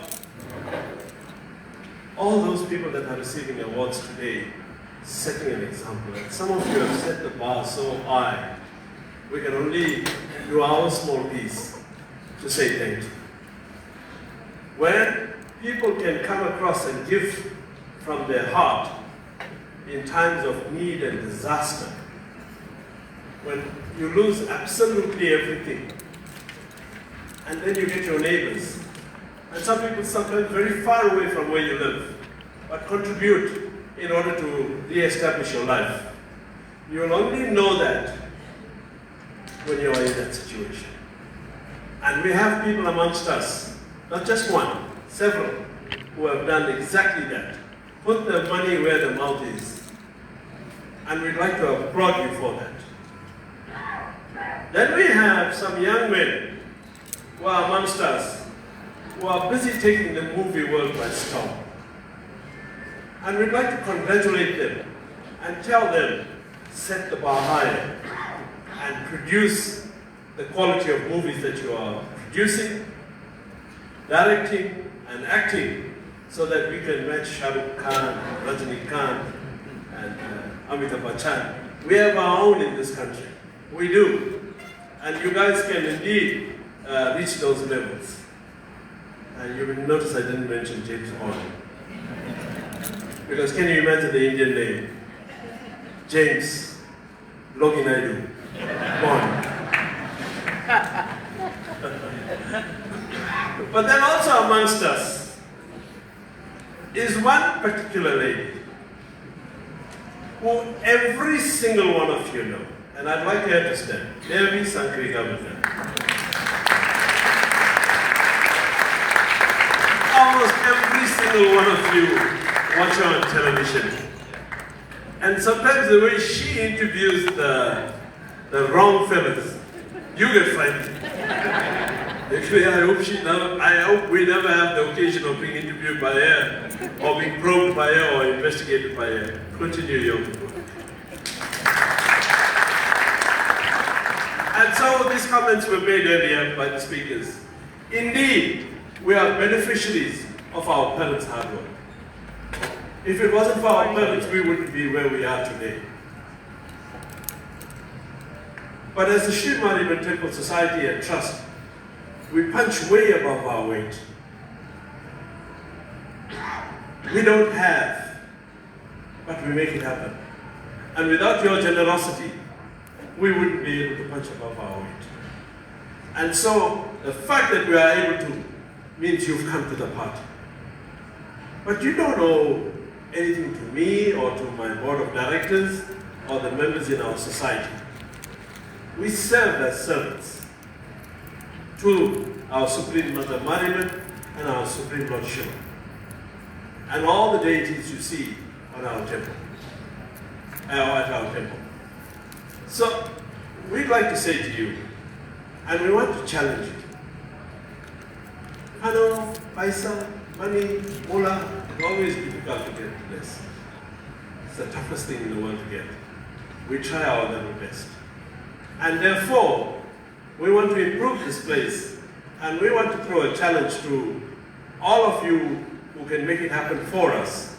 This temple is not mine. I am here for a short while, and 26 years is a short while. Achinaika is here for a short while, and so are the rest of our committee members. We would have to hand over like our parents handed over to us, or our predecessors handed over to us.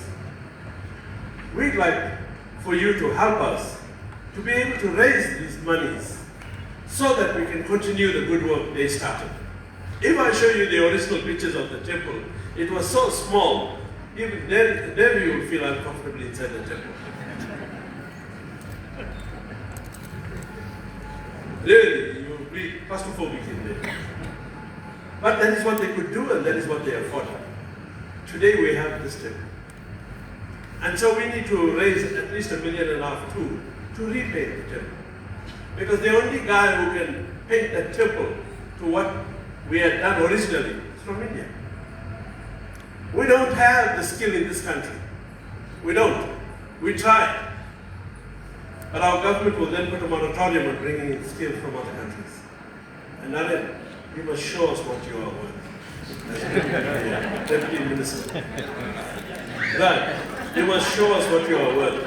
You must go to Parliament, and we want to see that interview on Parliament or that speech where you say you want us to open up bringing certain skills to our country.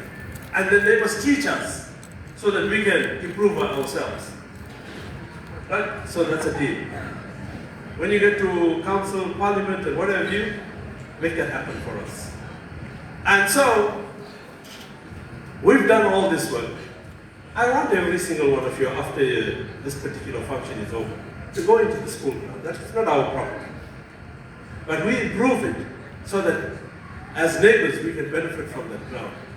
And we spent a lot of money there to make sure that our people, and our people doesn't just mean India, our people means all the communities that we serve, can benefit from the improvements that we've done.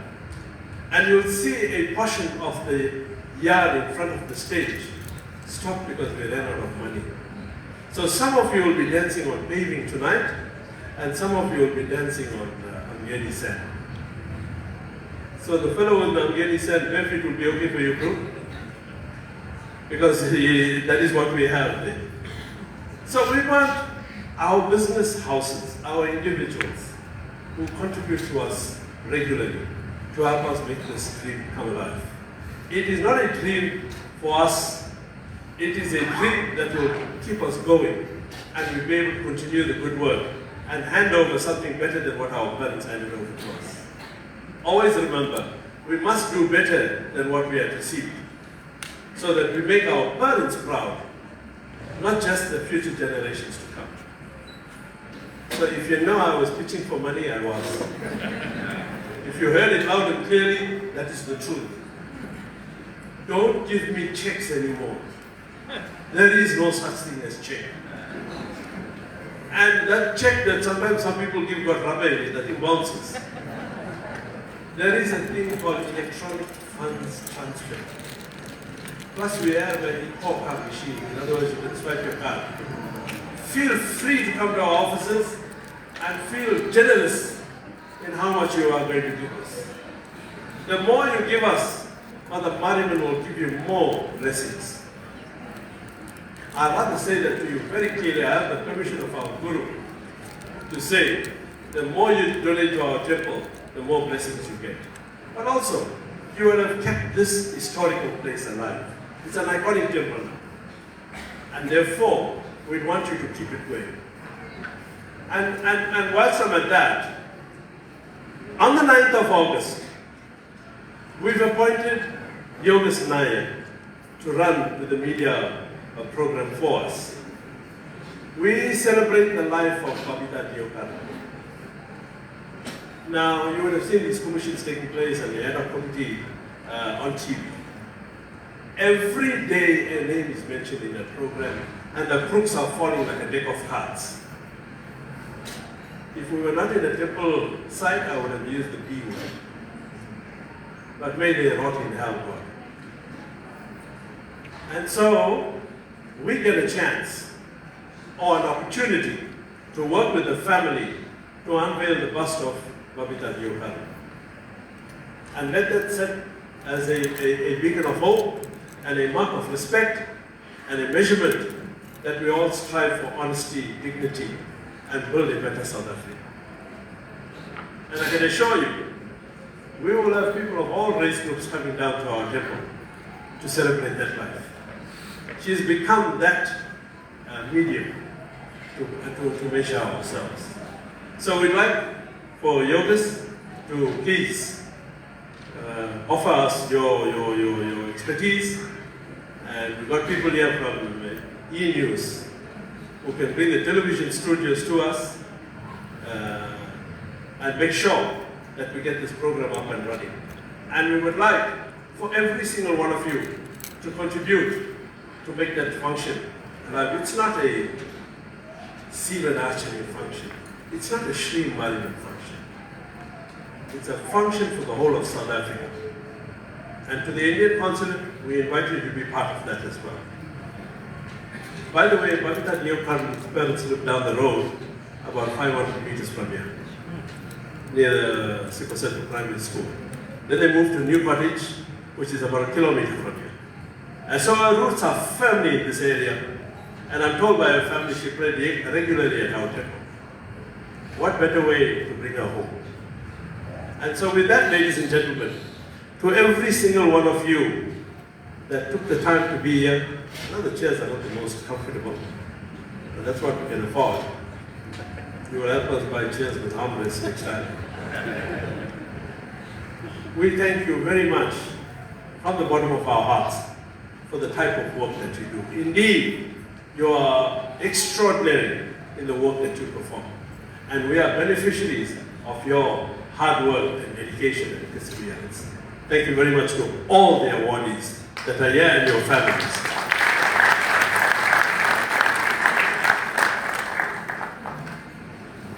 Thank you for that, Uncle Seelan. I think Uncle Seelan deserves a bigger round of applause. A man that stays in the temple even when the doors close, just to make everything perfect. Thank you for that, Uncle Seelan. We are now going to move on to the presentation of the Ammen Awards 2026. And every single awardee here stands a chance to win 2 return air tickets to the beautiful island of Mauritius, courtesy of Mr. Dinesh Naidu of Summer Travel. Let's give him a round of applause, ladies and gentlemen. There are a bit of house rules in regards to the presentation. We will first call onto stage the presenters. As they make their way up on stage, we will announce the awardee's name. When the awardee comes forward, they will see those 2 beautiful young ladies. Let's give them a round of applause. Mrs. Koki and Mrs. Yashoda. They will be doing the garland and the dotting. When the awardee makes their way onto stage, please see Mrs. Nirmala Tol or Mrs. Vaneshri Naidu, where their name will go into the lucky box and then they will be awarded with their appreciation tokens. Our first awardees is in the category of promotion of Hindu religion. Ladies and gentlemen, I would like to call upon to present this award Mr. Naren Singh and Mr. Dixon Pillay. Let's give them a round of applause. This is a power-packed duo couple, Mr. Balakistan and Mrs. Lakshmi Govindar. This dynamic couple has been instilled with traditions and have held and have actually passed on their traditions and their culture and the Hindu religions through their generations, and they've dedicated their entire existence to serving the community. Ladies and gentlemen, come on. We need people like this in the world.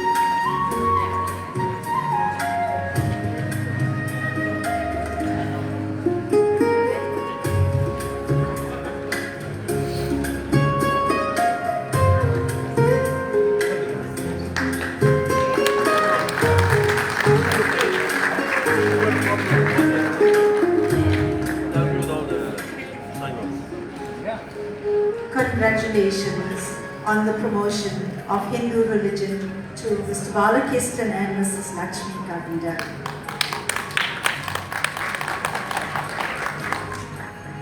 Our next award, also in the category promotion of Hindu religion, will be presented by the Honorable Mr. Naren Singh and Mrs. Ashley Miraj.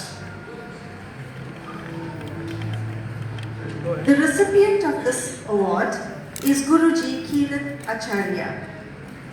He is accomplished both spiritually and academically in Dharma and Vedic scriptures, which enables him to guide the community with authenticity, wisdom, and integrity. He hosts a radio show about Hinduism to educate and inspire the wider community. He is also the author of Dharma Sandesh, spreading spiritual awareness and moral values. He also regularly visits hospitals to pray for the sick, offering comfort and spiritual strength to patients and families during difficult times. He has successfully organized various major cultural festivals and has increased the temple following by over 1,000 people. Ladies and gentlemen, Guruji Kirat Acharya.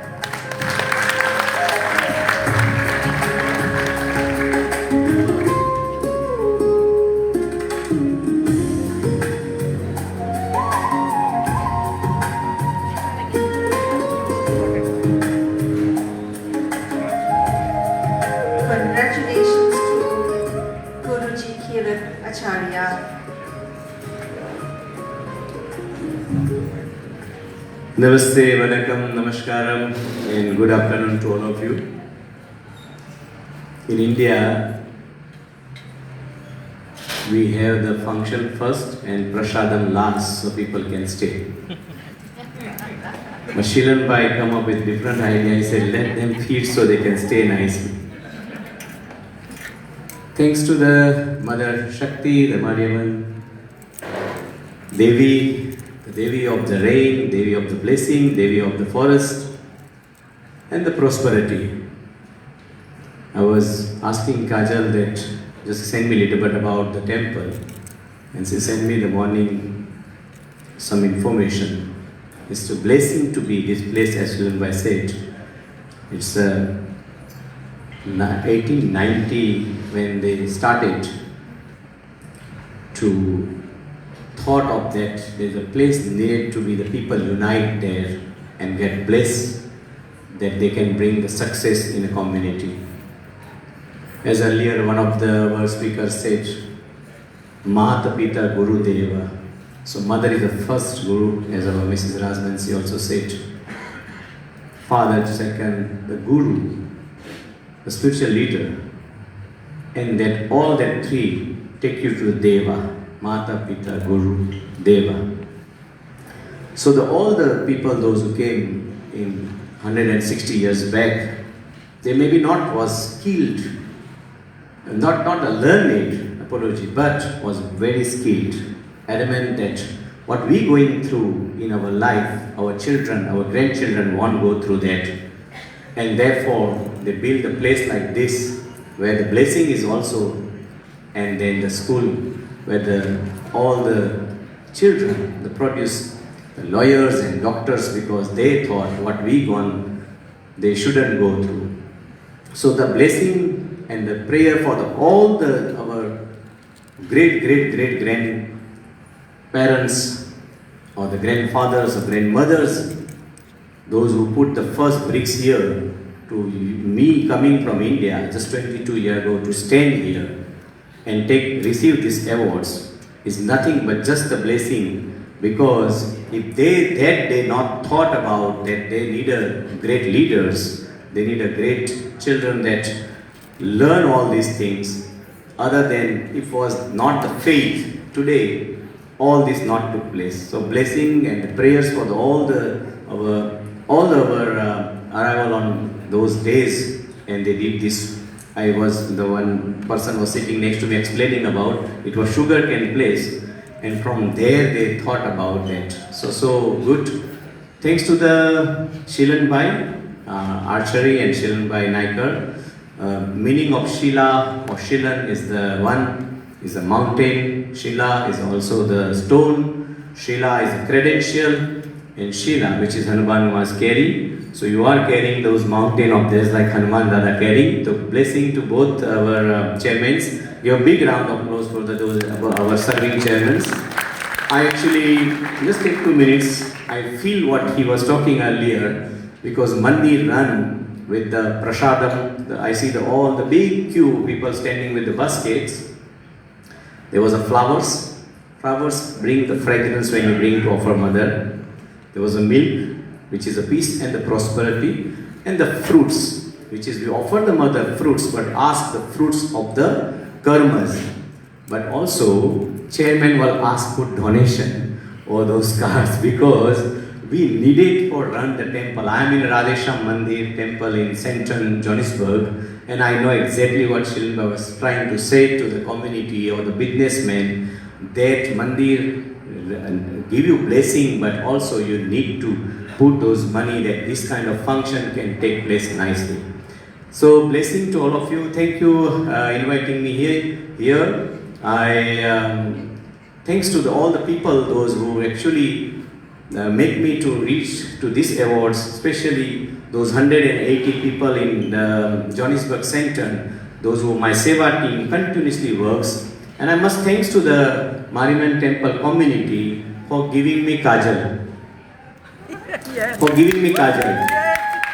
Trust me, Kajal, just now I'm talking about 3 days before, she was playing the organ till almost 4 hours while the Hanuman Jayanti, Hanuman Chalisa was going on. and the small baby was next to her. That is a dedication that not my baby must sleep 8 o'clock, but she was sitting with the baby till 10:30 to play the organ for the Hanuman Jayanti. So thank you bringing those people to the Mariammen temple, sending lovely lady as a Kajal to serve our mandir, and then thanks to the Shri Radhesham Mandir also, Nitin Bhai Soma, the Kapil, and then all our team, the Prakash Bhai and Ulika Singh, for all the wonderful work we're doing together. And once again, thanks and blessing to the Mariammen temple and all our distinguished guests. Also blessing to all of you. Thank you.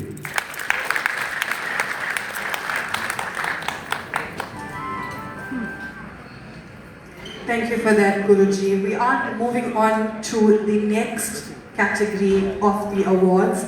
It is promotion of Eastern language. This year is Tamil, and the presentation will be done by Mr. Nitin Subhashiola and Mr. Rajan Pillai. The awardee in this category, there's only one, and that's Mrs. Papama Naidu, also known as Sheila Ma'am. Let's give her a huge round of applause. Mrs. Papama Naidu was born and raised in Mount Edgecombe, and the youngest of 10 children. Her father was an indentured labourer and one of the pioneers and founding members of the earliest temple. Sheila remains the active, stone in the cultural landscape wheel that has turned over many generations. At a very young age, Sheila joined the Shri Hindu Temple Sunday services. She joined the Perumal Hindu Temple, and after many decades, she is still a happy face that you see in all of the events. Sheila has also taught Tamil at many Phoenix schools and has brought about a renewed interest in the beauty of revelation of Tamil language.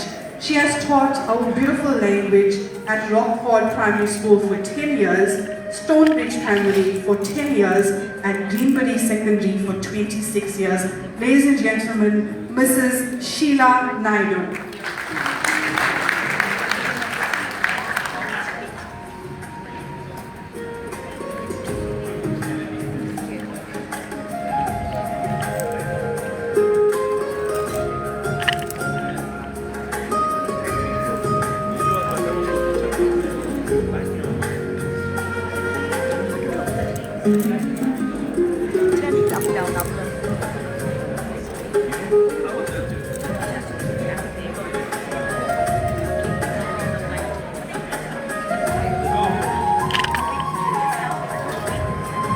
We are now moving on to the next category, which is promotion of arts and culture. And this candidate, but before we get there, the presentations will be done by Mr. Nitin Subhashiola and Mr. Dinesh Naidu. Mr. Teshan Naika, ladies and gentlemen. Now, Teshan Naika has almost 2 decades of experience of dressing brides, and Teshan definitely does justice to the traditional bride look, making Kanjivaram saris back in fashion in South Africa. He definitely did something for us here, our South Indians. Teshan also made his directorial debut in the year 2025 in the movie My Cousin's Big Fat Durban Wedding.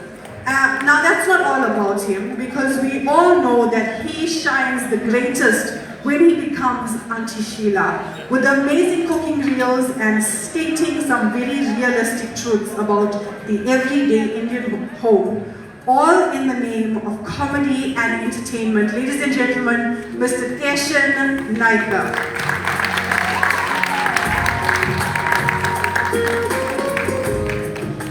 Vanakkam everybody. Firstly, I just would like to say it's truly such an honor to receive this award at this temple. As Uncle Seelan will know, I am a child of this temple. I was introduced to this temple when I was 9 years old, and I experienced my first miracle in that temple. And in this temple, and I've continued to experience so many miracles going forward. And I just want to mention in 2016, I was going through a very dark place in my life. And I came and sat in front of the mother. And there was an Auntie Ambi, who said to me, pray to the mother and do a specific prayer. And I promise you, on the 9th day of that prayer, in front of this mother, my life changed, because I let out my first video of Auntie Sheila, and I said goodbye to my psychology career, and I entered the arts, the world of arts. And someone who I truly admire and honor, Mrs. Raj Bansi, she spoke about a life of purpose, and I always say this, it's so important to lead. The purpose of life is a life of purpose. And I've always taken my platform as Auntie Sheila, and I said this, if I cannot make a change in our life and changing the mindsets of human beings with my arts, I will not do it. And in that space, as Auntie Sheila, I've touched on issues that the Indian community was scared to touch on. HIV and AIDS, homosexuality, abuse in our homes. I've touched all of that with the spirit of laughter, and that has resonated with the community. And again, thank you to Uncle Seelan. When I started my movie, everybody said, listen, it's going to be a difficult movie. It's going to be difficult. I had so many distributors who said, this movie is not going to sell. I came again in front of the mother and I said, you're going to make this happen for me. I phoned Uncle Seelan and I said, my first movie, I have to have a scene in the Mount Edgecombe temple. And he said something very beautiful. I asked him, can I film here? And he said, when a child goes to their mother's home, does he ask for permission? The mother's doors are always open to a child. And for that, Uncle Seelan, thank you so much. I also want to say, with Mother's Grace, our movie wasn't funded by government or anything. It was self-funded by Auntie Sheila. And I will say this, our distributor gave us an amount for the entire duration of our movie. And with God's grace, in the first 2 days of our movie, we made that amount. And our movie went on to be called the comeback movie after COVID. We just did so brilliantly because of your support, but also because of Mother's support. Let us use arts and culture to tell a story and make sure that we continue to promote our arts and culture and faith, because in this world today, we are currently as youth suffering from so many issues that our parents didn't have to encounter with social media, etc. But faith and truth in our culture will help us along this journey. So God bless you. Vanakkam Mikananti, thank you for this award. Wow, what powerful words from Patient. Arts and culture includes drama, comedy, dance, music, painting, and movie making. And to present the next award in the promotion of arts and culture, I call upon Mr. Pradeep Ramla and Mr. Salvan Naikar. The recipient of this award, a very special young man, Arish Shri, professionally known as LX Seth. He is a prominent and versatile figure in the music and film industry. His journey into the world of entertainment began at a very young age when he signed a contract with T-Series India. Alex Seth's illustrious career is marked by a series of chart-topping singles. His musical talents are complemented by his foray into film production, where he has taken on pivotal roles in various feature films, television shows, talk shows, and music videos. His most notable filmography feature, films which most of us will recognize, are The Curse of Highway Sheila Resurrection in 2024, and his latest documentary, written, produced, and directed by him, The Bengal Tiger, The Raj Bansi Story. Ladies and gentlemen, give it up for Alex Seth. Congratulations to this young man on his achievements and accomplishments.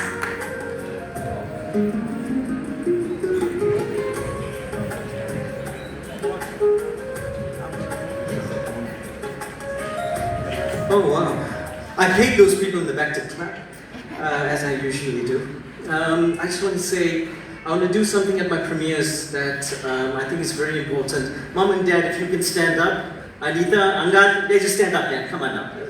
Yeah, just stay in the corner. Can you give them a round of applause? You know, it's so true. You can't do anything without your parents' blessings. And I think that when I was younger, you know, I went to them and I said, I want to be a recording artist, I wanted to be a pop star, and they said, you do whatever you want to do. And while other kids were excelling in school and doing 8 subjects, I was in a recording studio somewhere singing my life out. And it paid off. I signed with T-Series and I'm now direct movies. It's just been a whirlwind. And this year I've been in the industry for 22 years. And I've transcended. When the industry kind of changes, I pivot, I adapt. I currently have a school with New Metro called the Alex Academy, where we're training the young to become future directors, producers, scriptwriters. It's important. Let me tell you why it's important. Because when you're having a bad day, what do? You put on music. When you're having a bad day, you go and watch a movie. The arts are just as important as anything else. And it's important to be doctors and lawyers and accountants. And I got 3 degrees. I went on and got the degrees.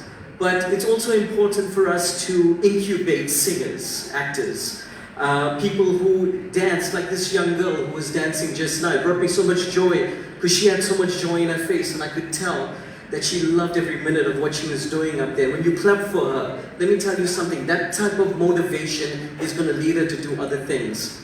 This temple is also very special to me. My parents used to bring me here when I was young, and we used to walk around. They were telling me stories before we got here. And when I was a recording artist, Seelan used to pay me to sing on his stages, and he had some of the biggest stages. And when my record started to hit #1, he used to call me personally, not for free, very big supporter of the arts. Seelan, you remember that, right? I also want to give a shout out to Shameen Rajmansi, who is these days my right-hand woman. We do mostly everything together, but we're doing some special things. The Bengal Tiger did really well. We have put it on YouTube because we believe that every single person needs to understand what the great Amichan Rajmansi did for the community and continues to do in spirit. So we have put that on YouTube, and we're also working on a few other projects. I said I wouldn't talk too long, but it seems once I've got a mic, it's very difficult. Thank you all for the award. I appreciate all of you. Ladies and gentlemen, can we give it up for those manja shoes, guys? Come on, look at that swag. We're now moving on to our next awardee in this category, and the last one for promotion of arts and culture. And to present this award would be Mr. Nitin Subhashyola and Mr. Selvan Chetty. This award will be given to Mr. Marlon Keston. Let's give him a round of applause. Mr. Marlon Keston is a Durban-based personality, born and bred in Mount Edgecombe, KwaZulu-Natal, proudly carrying forward the legacy of his late father, Appavela Keston, known for his passion for music and engaging personality. Marlon has steadily built a presence both on stage and online, connecting with audiences through his voice, creativity, and uplifting spirit. As an MC, performer, and music enthusiast, Marlon has developed a reputation for delivering energetic and heartfelt performances that resonate with diverse audiences. His love for music is not only expressed through live performances, but also through his growing digital performance, or presence rather, where he shares his work and interacts with supporters and followers via YouTube, Facebook, and TikTok. Ladies and gentlemen, Mr. Marlon Keston. Our respected dignitaries and all protocols observed, the chairperson of the Shri Mariammen Temple, Mr. Seelan Archery, and all of his executive members, ladies and gentlemen, boys and girls, my humblest of vanakkams and namastes and namaskarams to one and all of you. I am truly grateful and honored to receive this prestigious Ammen Awards. Thank you for recognizing my contribution to culture, and as well as the Indian music diaspora.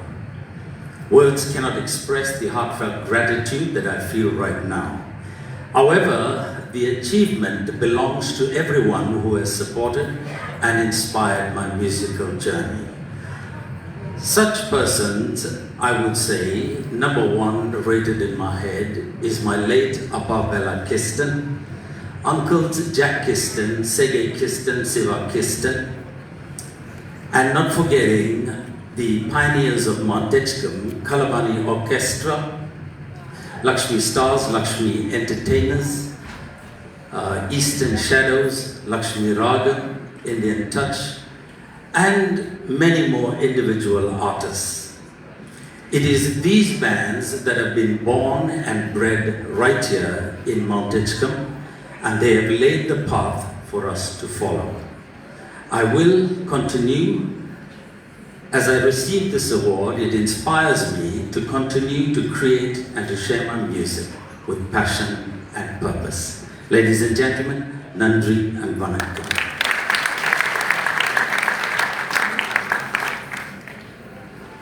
Thank you for that, Mr. Marlin. We are now moving on to our next category, which is Excellence in Media. And to present the first award will be Mrs. Yogasnaya and Mr. Dion Arbogum. Let's give them a round of applause.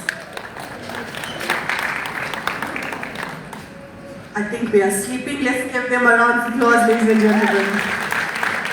I tell you why. Because for this next awardee, we need to all be scared and we need to be on our up game. Ladies and gentlemen, Mrs. Devi Santri Gavanda. Devi Santri Gavanda is a South African media icon. Her reputation is an award-winning investigation television journalist, has been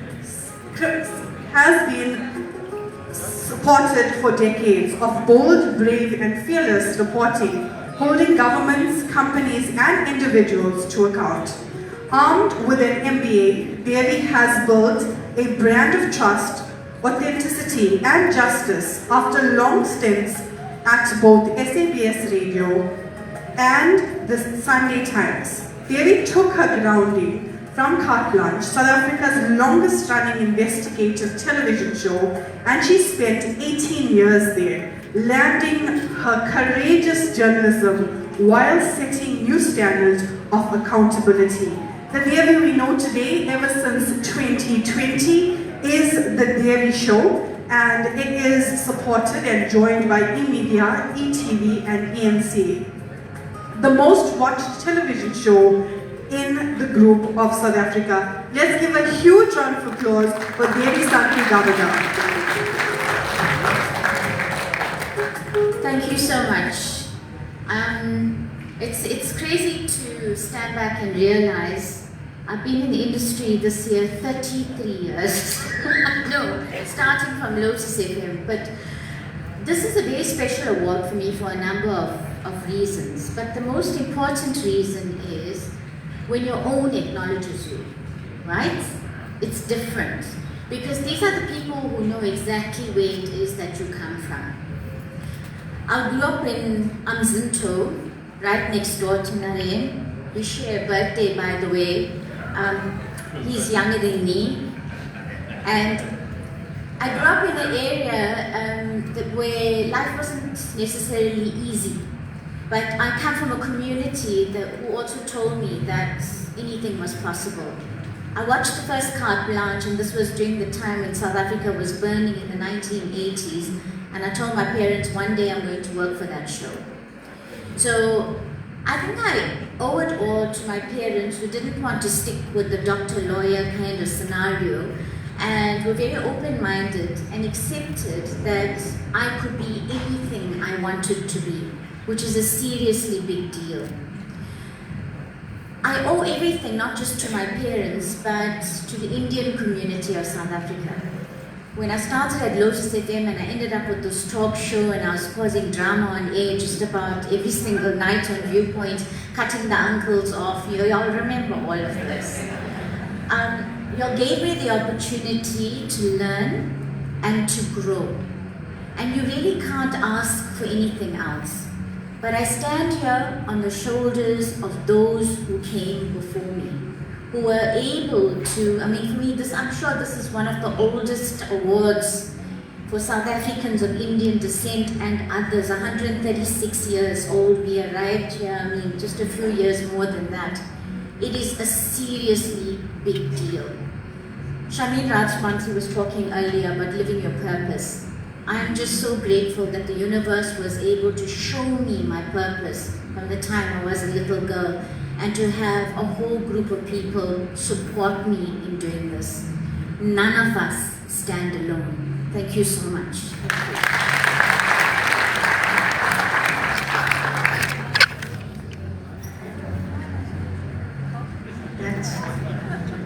As we say, is dynamite that comes in small packages.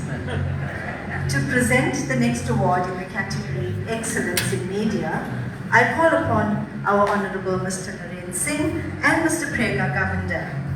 The recipient of this award for Excellence in Media is Mr. Vishal Maharaj. He's the COO, Operations, Finance and Administration of Megazone Media. Megazone Media is a dynamic multimedia and business solutions company whose headquarters are in Amsterdam. The company initially established itself as one online station and subsequently grew to 12 online streaming with Megazone Bollywood, a commercial radio station catering to the Indian community from 2021. I don't see Mr. Vishal Maharaj. Okay, we will hold that award because it has been allocated for him and we will do it on another day. Okay, Mr. Vishal Maharaj's award will be presented to him on another day.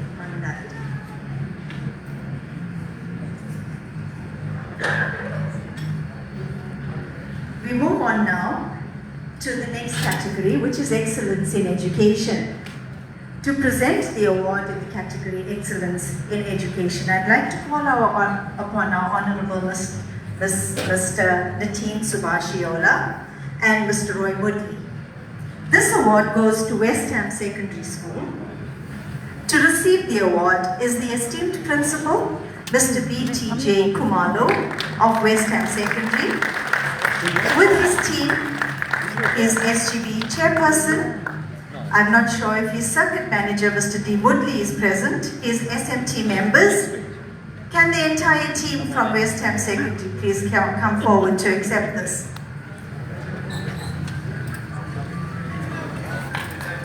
Mrs. Woodley will come forward to do this presentation, please. The SMT members from West Ham, we got Mr. G.M. Carrigan, N.N. Kumalo, L. Kuzuayo, S. Sudhir, K.T. Jurong, and an educator, N.J. and a learner from grade 12 2025, Nazir Ali. Congratulations, West Ham. They have opened its doors in 1980 and is situated on the border of Phoenix and Kwamashu. The school became a beacon of hope and resilience to those learners coming from impoverished backgrounds, single-parent and child-headed homes. The school has become a place of growth, care and opportunity as the role has steadily increased over the years. West Ham Secondary has demonstrated consistent academic improvement, especially in the matric pass rate, achieving a 100% pass in 2025.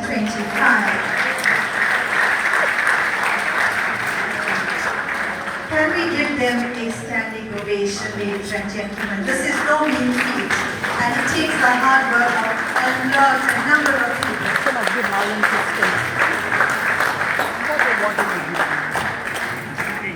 The steady upward trajectory is largely attributed to the dedication of the staff, strengthened leadership, structured intervention programs, and a renewed culture of discipline and accountability. Well done, West Ham Secondary.